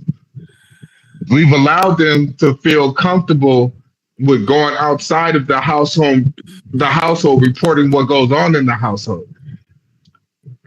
Like, oh, I'll call the police. Get to the phone, nigga. You got to make it to that phone to call anybody. Men, fathers hitting daughters. Like, I'm not into that. Hold on. My husband can't hit my daughter. Like, if you have a child boy or whatever, you can go check him. But I don't believe like a man should put his hands on my father. I think in my whole life, my dad, he hit me once, and it wasn't even a hit. It was like a tap enough to know, like, I could understand that, because I did get disrespectful. But other than that, I just don't believe in that personally. Like, I feel like if your daughter's doing something, it's good for the mother to chastise the daughter if it's a physical thing. But I have a question. In that same scenario, what happened if the mother is not involved? What, if the father's just supposed to not discipline his child? And I'm not talking about beating not physically, no. I'm not talking about beating the hell out your children, but like for me, me personally, because I can't speak for nobody else. See, I don't have to beat the hell out of you. I can just stump your ass one good time, and you gonna get my point. I don't need to beat the hell out of. I don't hit women. I was raised not to hit women. I got sisters for that. Mm-hmm. You feel me? So it's like, if it ever got to a point where she really needed her ass whooped, I'd be like, hey, let her see you. I need you to come through the house right quick. Why? Mm-hmm. She wilding out. You know what I mean? I will outsource that type of shit. But for minor infractions, those are things that you can take care of. But the whole point is the discipline has to be immediate. Like, I can thump you for the moment to get you out of that moment, to make you think for that moment. Mm-hmm. But for anything harsher, you outsource. Because like with my son, I'm not going to beat the hell out of my boy. But I'm going to sit his ass down and have the real conversations with him that he needs to have, that only a father can give a boy. Mm-hmm. Just like a mother has to have those conversations with the girl, because only they can relate to those issues. Right. I can't sit here and tell you about girl issues. I don't know that shit, nor would I try to. That's something I would outsource. But for a boy, I can tell a boy everything he needs to fucking know, and do it in a fashion that he will have no choice but to respect. And if dudes would have these conversations with their boys, women's have these conversations with their girls, like them hard ones. Not that, oh, I'm just holding your hand, cuddle, let's cry together shit. That real life, this is the fucking shit that really fucking goes on. And you make them understand it in a way that they can understand it, no matter how they learn, whether they visual, whatever, like learn they learning styles, whatever it is. But if you make those points known, it's easier for you to have a different outlook of how they would have a different outlook of how shit's supposed to be. Because admittedly, I have no experience. I have no kids. And I come from a gritty ass lifestyle. I've been in prisons most of my life. So my demeanor and my outlook would be different than most people's because my world was different from yours. So I would be a lot harsher because I see the end result of what happens to boys when they don't don't do the shit that they need to. So I'm not gonna sugarcoat nothing. I'm giving you raw beaten potatoes. This is what it is. If you do this, this is what follows. And that's all I can really offer. I can give you my insights, but that's only if you're ready or if you're ready to hear those insights. But at the same time, I can give you raw, unadulterated facts. This is what happens. You do point A, this is what happens. But go ahead. You were saying? I don't want you to feel like I'm cutting you off. I got my church finger up forgot whenever you done. my point I was trying to make. I was actually going to talk about. I almost forgot. I think I forgot my point I was trying to say, but I was going to just say something about how. Oh yeah, I was going to say when we have children, even amongst ourselves as adults, right? Children, adults. It's always from day one been good and evil. You can be the best parent in the world and end up having a child that's a murderer. I don't think it's about all the time how we raise our kids, because a lot of times we put good effort into raising our kids. But I think we have to understand throughout history, it's always been, it's not the person, it's the spirit. You know, you can have a child and they're born and you be like, damn, it's like this child was here yesterday. She just sitting her head up, listening to our conversation and cooing and talking like she talking with us. Or it could just be a child that you have that just does things that you never did. You never had anybody in your family do. It's just these spirits are almost like reincarnated, because if it was an end to it, it would be an end to some of the things that's going on in the world. Tomorrow, somebody's going to birth a murderer. Yeah. Tomorrow, somebody's going to birth a scientist. Tomorrow, somebody's gonna birth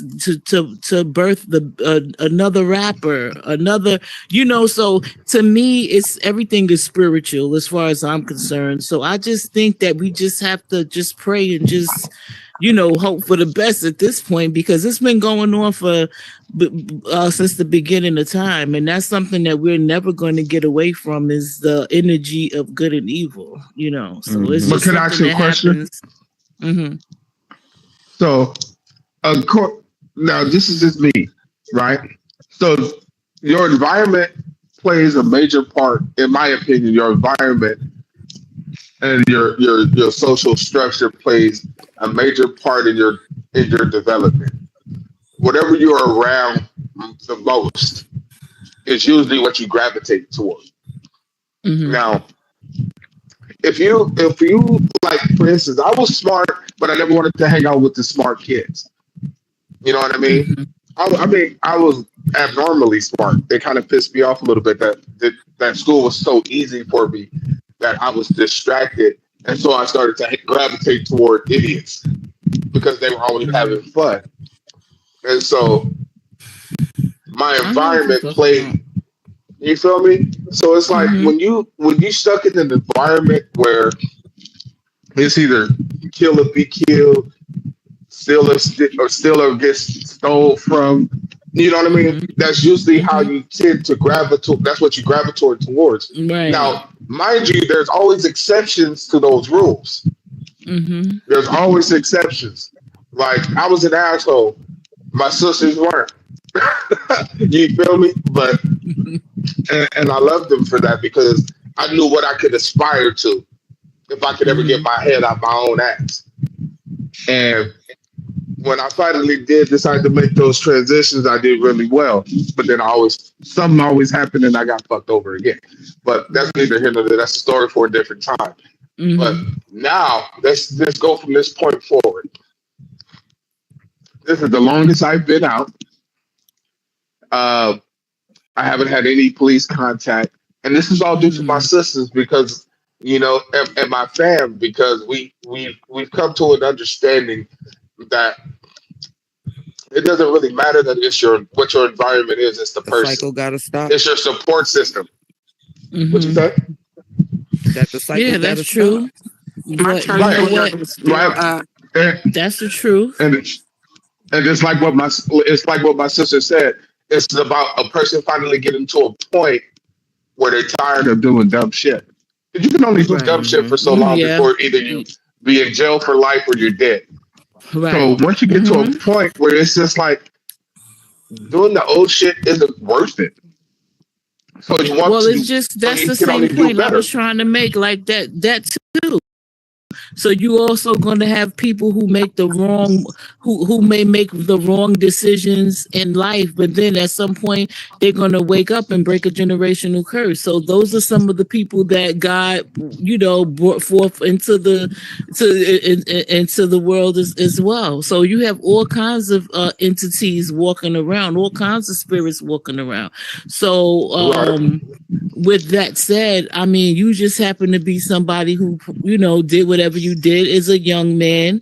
And then you said, you know what, I'm tired of this. I want to, live right and get my life together and, be upright and righteous, whatever you want to call it. And that's what you wanted to do. That's a good thing. That's somebody who's waking up to the fact that you keep doing the same thing. You're going to keep getting the same results. Now you got other spirits who are going to continue that and end up doing in jail forever. You understand? They're going to die in there. So I'm just trying to say there's all kinds of spirits, and it's the chosen ones, the woke ones, the righteous ones that have a certain spirit within them that are going to do the right thing in life. Right. Can I say something real quick? I'm sorry. Yeah, I still have my church finger up, and it's probably It's probably a couple of steps back that you were at when you guys were talking about kids, right? And I do agree with I can't see your name, love, who was just speaking that there are spirits and kids are destined to be who they're going to be, right? And you can do your best parenting and they still come out wrong, or you could do your worst parenting and they come out amazing, right? That's what I was like saying. only God knows. However, and we as parents have to also take responsibility and accountability, because in this day and age, the TV, the iPads, the iPhone are the ones raising our kids. They spend more time in these video games and Roblox and Robux. If I hear one more child ask me for Robux money for Christmas, birthdays, or Thanksgiving, I'm gonna scream, right? And we have fed into that of giving of this screen time. Usually, when growing up, you had like an hour of screen time, and then you had to do your other ass is things. outside.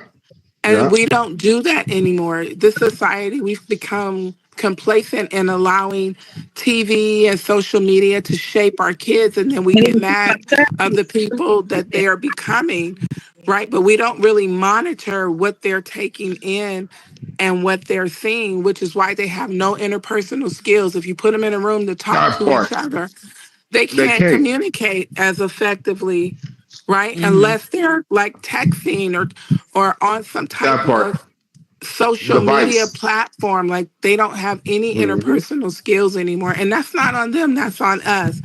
And then also speaking to a fact, when your kids are over 9, 10, 11, and 12, and you just now want to chastise them, it's almost too late.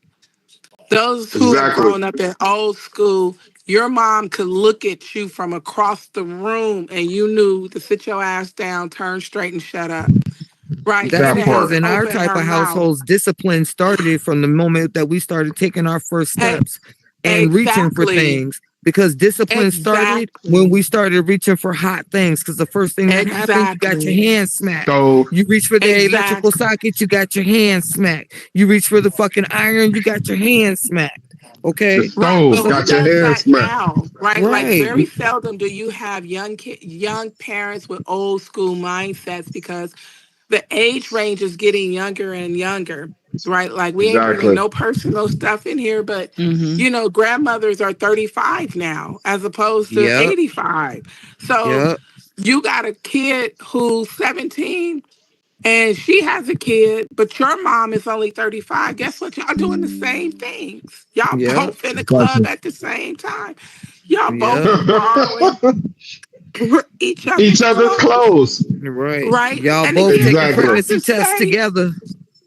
and it's not to say there's nothing wrong with Damn. that. What it's saying is that you grew up in the era that your child grew up in, right? Mm-hmm. And some parents became teen parents and they lost that part of their childhood. So I they're see Yep. women living on it out. Facebook now talking about I had my baby at 12. I had my baby at 14. Bitch, I'm Mm. sorry. That is not a flex. All But right. Like hold the on, because fuck. we hold on because we want to blame the chick. But I guarantee you that baby daddy was in his 20s. And I He wouldn't was Or doubt in his that damn near. either. 30s. Yup. So she was probably influenced and being game goofy and thinking, oh, this is what it was. And he took Right. advantage Yeah. of that, right? So we have Hmm. to Mm-hmm. look at that. If they That both happens a 14, lot. that's one thing. But if that person was of age, he robbed her of her childhood He and robbed forced himself as her well, to though. grow Right. up faster than what she was supposed to. So Hmm. yeah, now she's at an age where she's in her 30s, even though she got a kid and grandkids, she's still trying to live She out that trying to life that right. She's she still trying to lost. right. She trying to go she's back and still get what she lost. she's still Mm, trying to find herself, right? But you're right. Mm-hmm. society is very judgmental. And it's like, well, you should be doing this. Well, who said that? Because it's the Mm-hmm. woman that's gonna always get the hit. The dude who gave her that baby off doing whatever, giving however many kids, right? But they're never gonna be chastised at the level that women are. Right. And my throat is going completely, so I'm shutting up. Continue. Please go get some lemon tea with some honey, With some please. honey. Love you. Even though you keep looking at your nails like you crazy. But Yes. Yes, that's what I'm talking about. but The no, avatar hey, is something and else. and speaking to what she was saying though, yeah, a lot of them. I don't doubt that a lot of those dudes were a hell of a lot older, and for the dudes that were around the same age, I say this: they robbed each other because he robbed her and he robbed himself. You feel me? Right. Because now he's stuck. Now he has the position of trying to provide for a child, or the responsibility, I should say, to provide for a child that he fathered. And a lot of them dudes, from a male point of view, they don't know what the fuck to do because they don't have their own fathers around. Right. Mm-mm. So they You don't know can't what do they what you don't don't know know. exactly. And but you have some who try. You know, some of them dudes they get out in the street, they try to do what they do, and try to send loot when they can. And a lot of them get wrapped up because they don't know what the fuck they doing. And so now they doing Mm. bids, you know what I mean? And then that creates the cycle of recidivism going back and forth to jail. But then you have some who have the support of their families that's trying to do the right thing, and he's trying to do the right thing. And sometimes it be the woman's family or the young lady's family or the young lady who has an issue with the guy. And then it could be whatever. But either way, they've been robbed of their little, I guess the best way to say it is they're innocent Of their childhood. I Yeah, had to of their their come back. childhood. innocence. That's what I call the childhood. Uh Yeah, I oh. their had to come innocence, back their to the childhood. Yeah. conversation. Because also the But I say trend no. right now is that there are more single fathers raising their kids than it's women, than it's Yeah, mothers in that's this raising. day and It's more age now. trifling baby mamas than it is men who are trying to step up, raise their kids, and the moms is just giving them hell out the gate. Right. Yeah. So the tide is definitely switching. So we can't say, but again, I'm going to go back to what I said before. If she's 14, 15, and he's 20, 30, he need his Yeah, ass he need his whooped, ass right? whooped. You should He be need his taking ass care of whooped your off the kids. dribble. However, You supposed to be however, doing that. however, and if you are one of those fathers who are active in your child's life and the mother, because you aren't together, is making it super difficult for you, There is a court system. Doesn't matter if you have a record or not. Go get joint custody of your kids so that she get a blood test so you know for sure, right? Because again, parenting is that you can't say that you didn't like this person and they wasn't your first choice. Well, that was the person you slept with. So if that's the one who you created this child with, that's who's gonna be in your life for the next 18 years. Didn't matter if it was a one night stand, didn't matter. If you was a hit it and quit it, doesn't matter. Make sure you get the first and last names, right? Because now you both are a part of this child. And they will have the same attributes that both of you have. That part. So that's I'm getting back off the mic. Dude, she comes in, drops nuggets, and then runs out. I love that. It's like my throat can't handle it. Right? I'm giving it to you in short bursts. Man, that's like an AR-15 on single. Oh, but she's correct about that. I've noticed that single father parenting is on an uprise. Like one of my sons has legal full custody of his daughter because according to the courts, allegedly.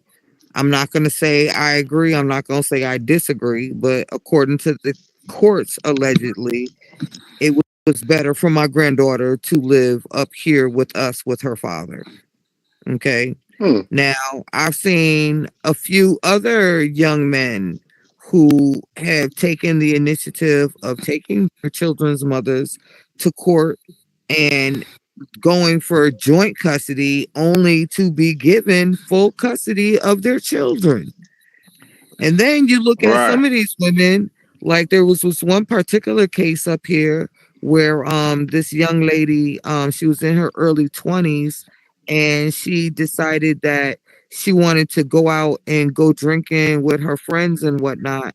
And the story was that she was so drunk that she carried her baby through the GE facility and walked through their gated property and tripped over a rock and dropped her baby down a manhole.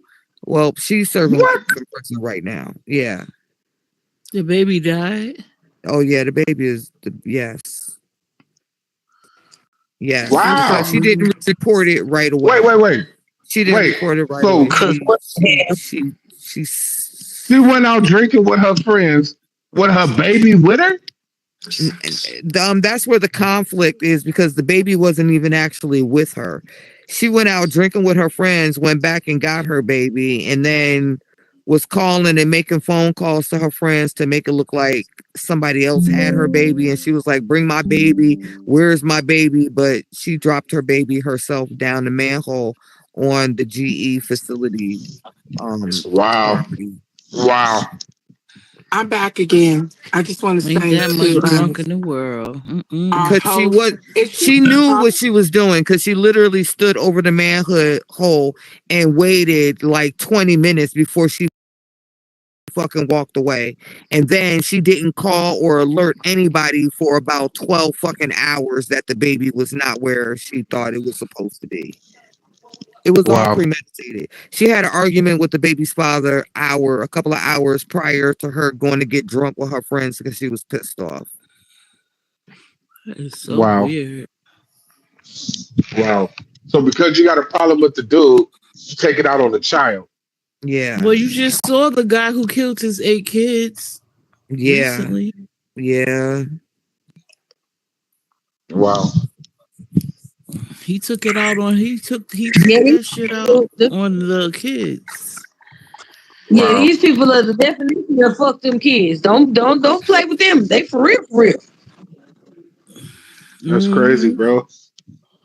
And I know he wasn't going. I knew he was going to either kill himself or he made himself had a problem or shootout with the police because if he would have went to jail after killing 8 kids, I don't know what would have happened to him in there. I can tell you unequivocally, it wouldn't have been pretty. It would not have been pretty. Okay, that's what I'm saying. That would have been crazy. I was like, he just knew he didn't want to go to jail.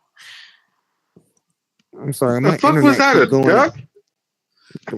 We got a storm coming up here. Something's going on. The internet keeps cutting in and out. I don't know what the fuck's going on. Oh. But yeah, I don't even know what to say to that. You know what I mean? It's like, even if I don't like the baby mother, you know, if even if I don't like the mother or I don't like the mother's family, you know, if you have a kid, if a kid is involved as an adult, you got to know how to put your own bullshit to the side to try to work with this person. Even if I don't have to be with you to take care of my child. You feel me? Facts. We can co-parent and be respectable in front of our child. I ain't gonna never badmouth you to my child, and I would expect that you would do the same. And you know, I could care less about you. You know, if we ain't together, we ain't together. It is what it is. I'm not And finna that's kiss your another ass. You ain't issue gonna kiss too. mine.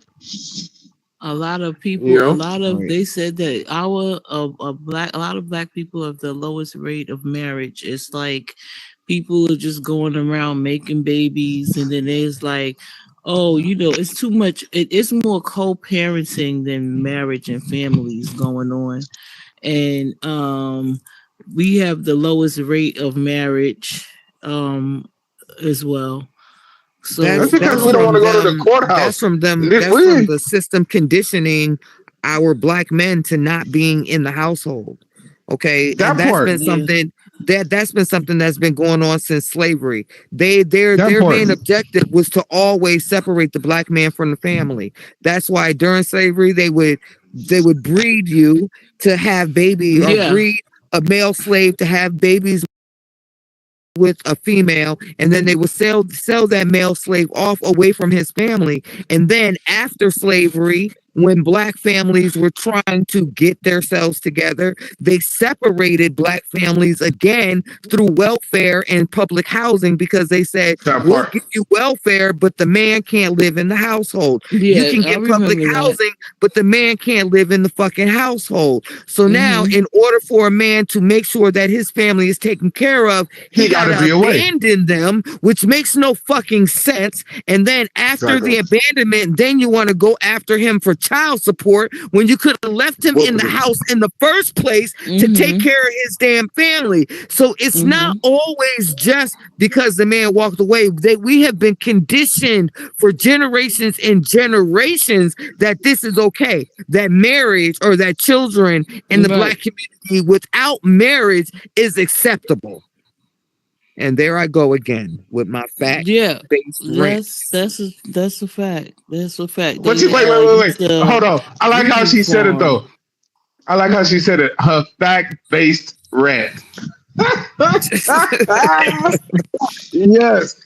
And you know, on those breeding farms, also they used to blindfold them, a lot of men, and then they used to have your mother in there, your sister. That's where the word mother you be inbreeding with your own family. Yeah. So and then they wonder who's the sick motherfucker here, because we wouldn't do that ourselves. Who's the sick motherfucker? Not even here? Remotely. Because y'all made us do that to each other, because that's what the fuck you were accustomed to. Okay, right? We were African Americans weren't used to having sex with other African American men. Okay, would they started because I hate to say it, but them motherfucking cavemen will put their dick in any fucking thing. Okay, they'll put their dick in anything. Goats, trees, fucking tailpipe of a fucking Chevy. They don't give a fuck. They'll put their dick in anything. God damn.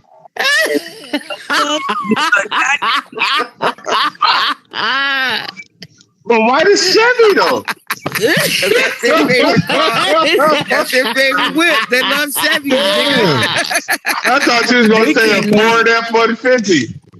A Ford F-150. Damn it. That is a very wicked thing to do to people. And, you know, I mean, come on. That's not... God sees everything. But what do you expect? But what do you expect? We wasn't even considered people.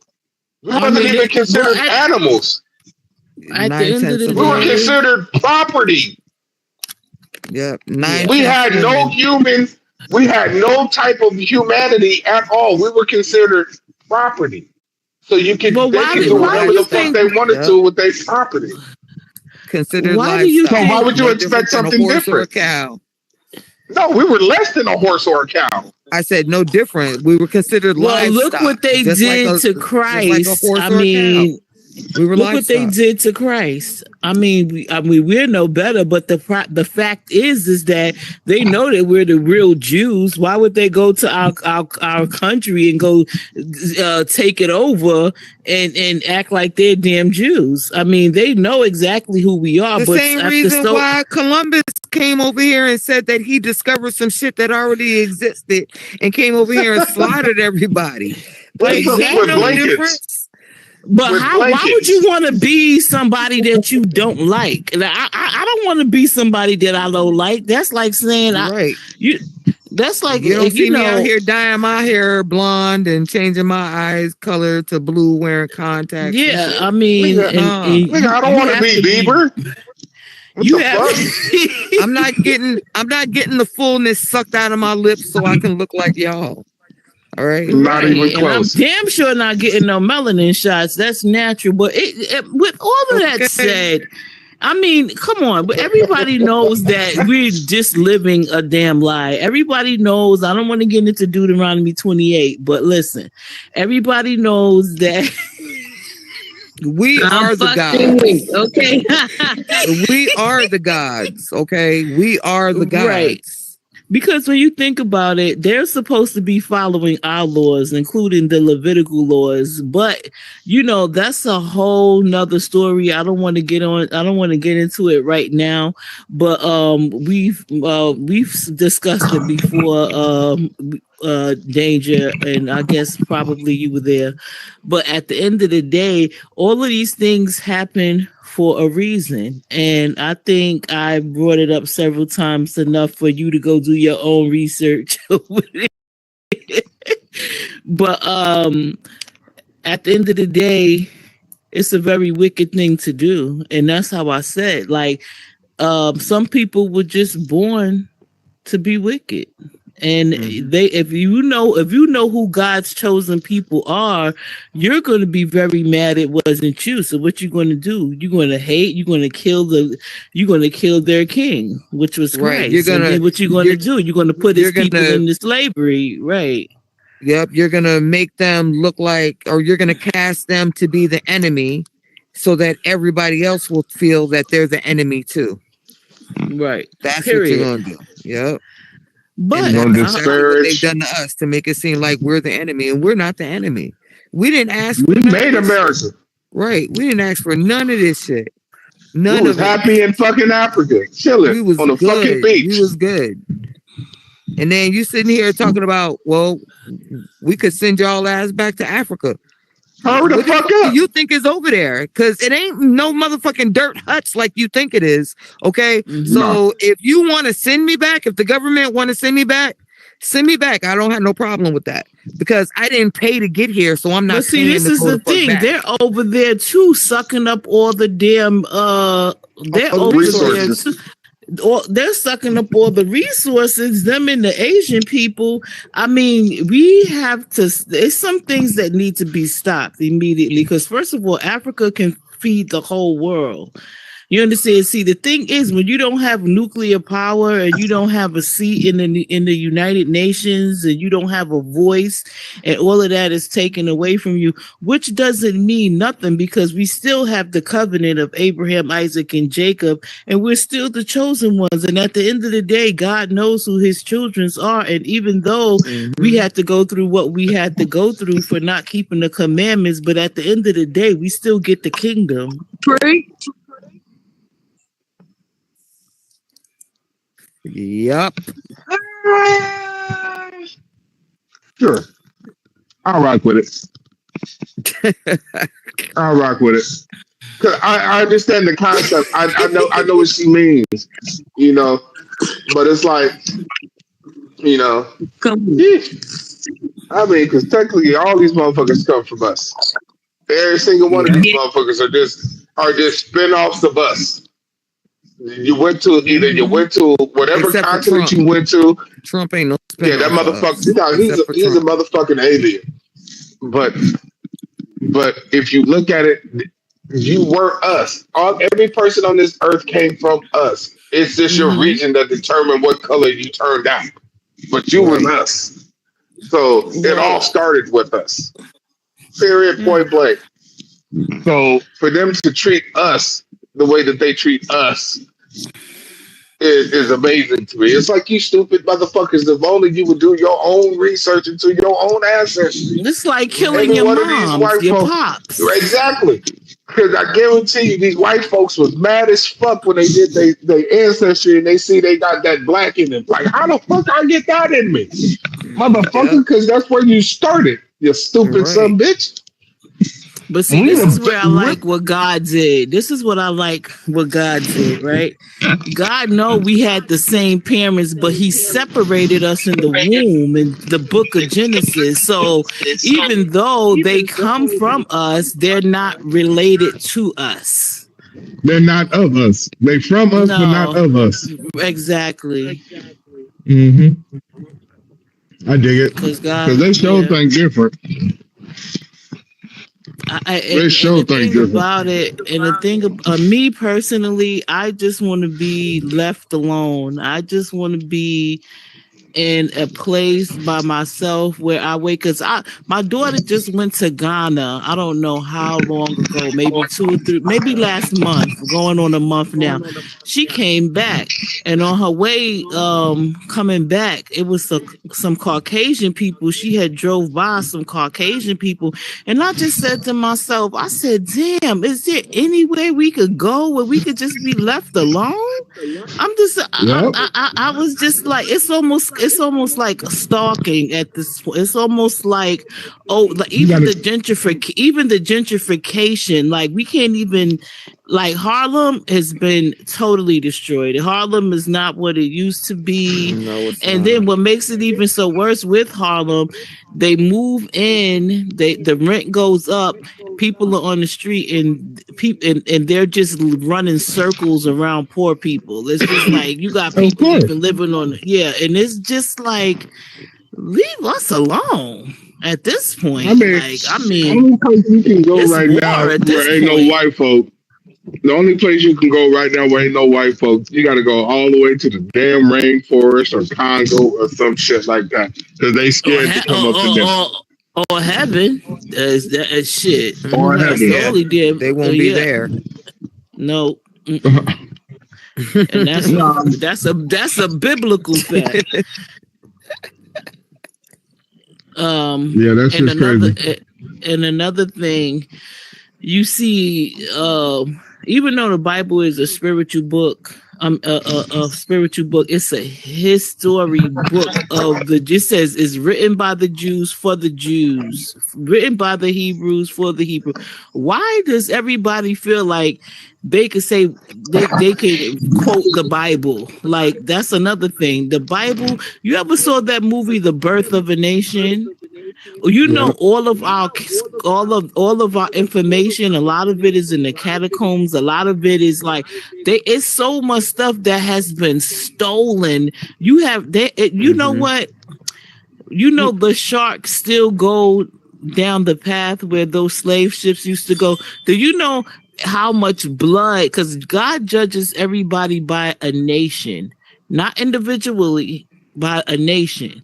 So that's how come we had to go through what we go through, and we still going through it to this day. But the sad part for the people who have done, do you know, though, that blood is still on your hands? And when you look in the book of Isaiah, what it says is going to happen, all nations have had us in slavery, and all of them will pay. Let me say something really quick. So, about the whole of it all. Look, the Bible I get, the Quran I get, the Torah, the Angel, all of it, the lost scrolls of whoever. Look, and I'm gonna be all the way 100 with it. there's a lot of things that I disagree with in the Bible because I know that it is not its original print. I know that people have added things to it as control. And it's like if you can't read the actual language, that's why a lot of the churches that I've been to, they tell you to read it in Greek and and Hebrew and all of this other stuff. You're Yeah. supposed to read it. You're supposed to read it in your own thing. The Quran is written in Arabic, so it's like you have to learn the language to actually read the actual words of what was said, not the translation, because there are times where certain words can't be translated into the English. So you can it's easy for misinterpretations. So for you to take things at face value seems for me it would be sketch because I want to know exactly what's said. Because if I can know exactly what's said, then I can adhere to it. But if there's room for ambiguity, it leaves just that ambiguity. You know, it's like a gray area. But like, so that's what. So your language you're speaking now is a gray area as well. If you know the original Hebrew, the original Hebrew is Paleo Hebrew. The real Hebrew is Paleo Hebrew. So I have found someone before to read the Bible in Paleo Hebrew, and I can tell you the book that was translated, not written by King James, was translated from the Greek to English so we can understand it. That was the changes. And there's a different understanding in a sense where Paleo Hebrew words are very much stronger because, so for the first time when I ever heard the Holy Bible and Paleo Hebrew, I could tell you one thing for sure. It scared the whole shit out of me more than me reading it in English. It was terrifying. It was like you done fucked up now. You know, it was like it reads so scarily, and the parts that are supposed to read, like in Revelations, like the part that is supposed to read scarily, or the other, like certain parts that's talking about the love of God, you know, those parts were not as harsh. But when you read in the part of the destruction and what's to come and, you know, all of that, that was the most scariest thing that I could have ever heard in another language being translated to me. So exactly, because there's emphasis is there. Like when you speak a language natively, you know all of the nuances of that language. You know all of the emphasis. You know where to put your emphasis on to make things hit harder. So when you read it or hear it in its actual language, it hits you different, and you can tell where the meanings are changed when you read it when you just reading it in English. So it's like they put the emphasis in the wrong spots, so you key in on the wrong spots. But when you hear it and you hear where those emphasis and the intonations are in that in that passage or in that chapter that you're reading, it's like, damn, that's a whole different meaning. That has that gives a whole different concept of that scripture. And that's another reason why we should be still mad as hell, because not our language has been stripped from us. We're actually speaking a language that is not our native tongue. So not even close. It's not even close. So this is why if the Bible was in Paleo Hebrew right now, we would not be able to read it. So thank God for King James having it translated, and we still have the Apocrypha so we could read it precept upon precept, right? But what we have, but even if we didn't have a Bible, we didn't have no books, nothing. We just was living out here, right? We would know what's right and we would know what's wrong in our spirit. In your spirit. Right. So I get where you're going. Right. I get where you're going. Yeah. So at the end of the day, we know we know who we are because we're directly connected to God. So with that said, we have God already in us, so we communicate. We communicate with the Most High directly. So even without the Bible, we still have that connection. Right. Like, what the hell are you doing? Look at you doing your little jazz dance step. Like, one, I can see you 1-2 step. Oh. Well, I mean, I'm doing I was trying to slide out the back door without being noticed step. No, you can't do that. You know you ain't gonna do that. Not with me right here. I see it all. But I understand. Well,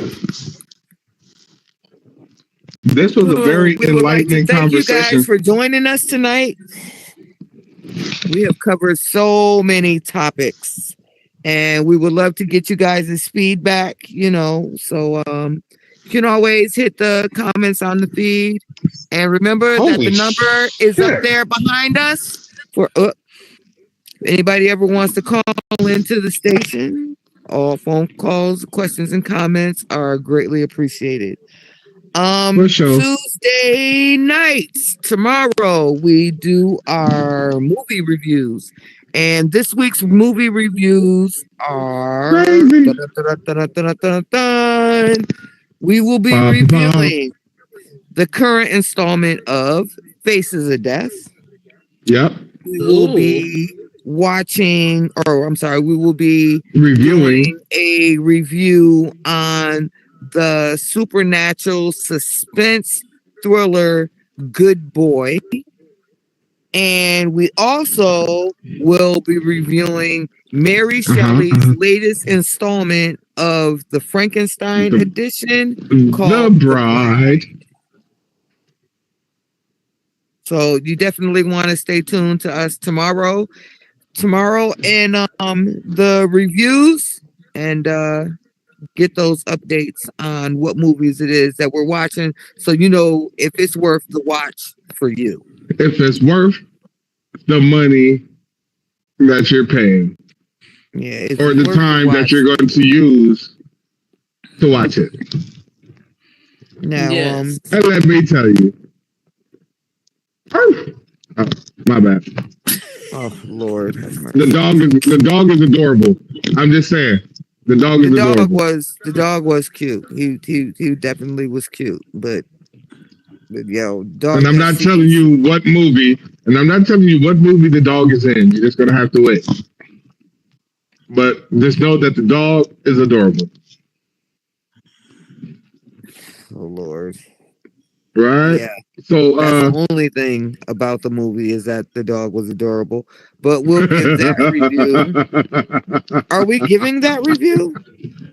Yeah, but not today. No, but I mean we're giving that review. Are we giving that review tomorrow? Yeah. Okay, so we will also be giving the review for the latest Superman installment. Also. Oh no, not that one. Not that. Fuck Superman. Fuck Superman. Okay, we watched 2 movies with dogs yesterday or the other day. Exactly. If it ain't the Superman one, then it's the other one. Oh, then it's Good Boy. Yeah, it's Good Boy. I wasn't going to tell him what movie the dog was in. It could have been in any of those 3. But it's too late because I said the name of the movie. You got to pay attention because I had already said the name of the movie a long time ago. But anyway, is there anything that you would like to add to the closing of our show? Because we are now 2 hours and 10 minutes into our live feed. So is there anything else that you want to add with it with us? We appreciate you. We appreciate you guys listening in. Next time, I hope that you decide you want to join. You can always come up here and chill with us and chop it up with us and hang out. So we appreciate you guys listening in and thank you. So till next time. Right. And always remember, you can always call in on our hotline number at 415-890-3982. That is 415-890-3982. So if we're ever doing a live broadcast and you got something that you want to say, something you want to broach your opinion on, just calling in. All questions, comments are welcome. Holla. Okay. And on that and with note, that, hopefully I'm out. Smooth Butter will be here to say her goodbye, the outro. Where you at, Butter? Where you at, Butter? Butter. Okay, well, I mean, I don't know. This is what happens. This is what happens when you work with melanated people. Half of us, we be on She's deck, frozen. No, she's probably frozen? over there rolling the blunt. She might be rolling the blunt. Oh, Lord have mercy. Butter. Well, I'm on out. That note, it's 1:00 in the morning on my end of the map. Yes, and it is I gotta go to work. For me to shut it down. Right. Good Just night, don't start everybody. singing. I love you. You sitting on your couch watching. Tina Reese, you're the bomb. That's all I'm gonna say. Oh, so now you back, huh, Butter? And everyone. All right, we chiming out. Keeping It Real Melanated podcast on Hot 102.3 Radio. See you this Thursday.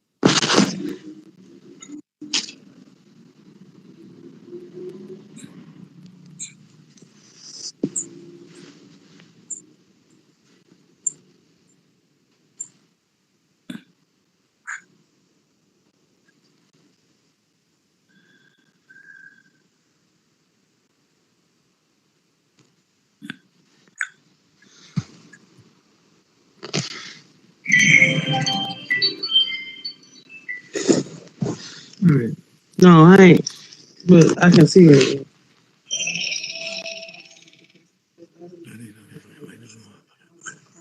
Right.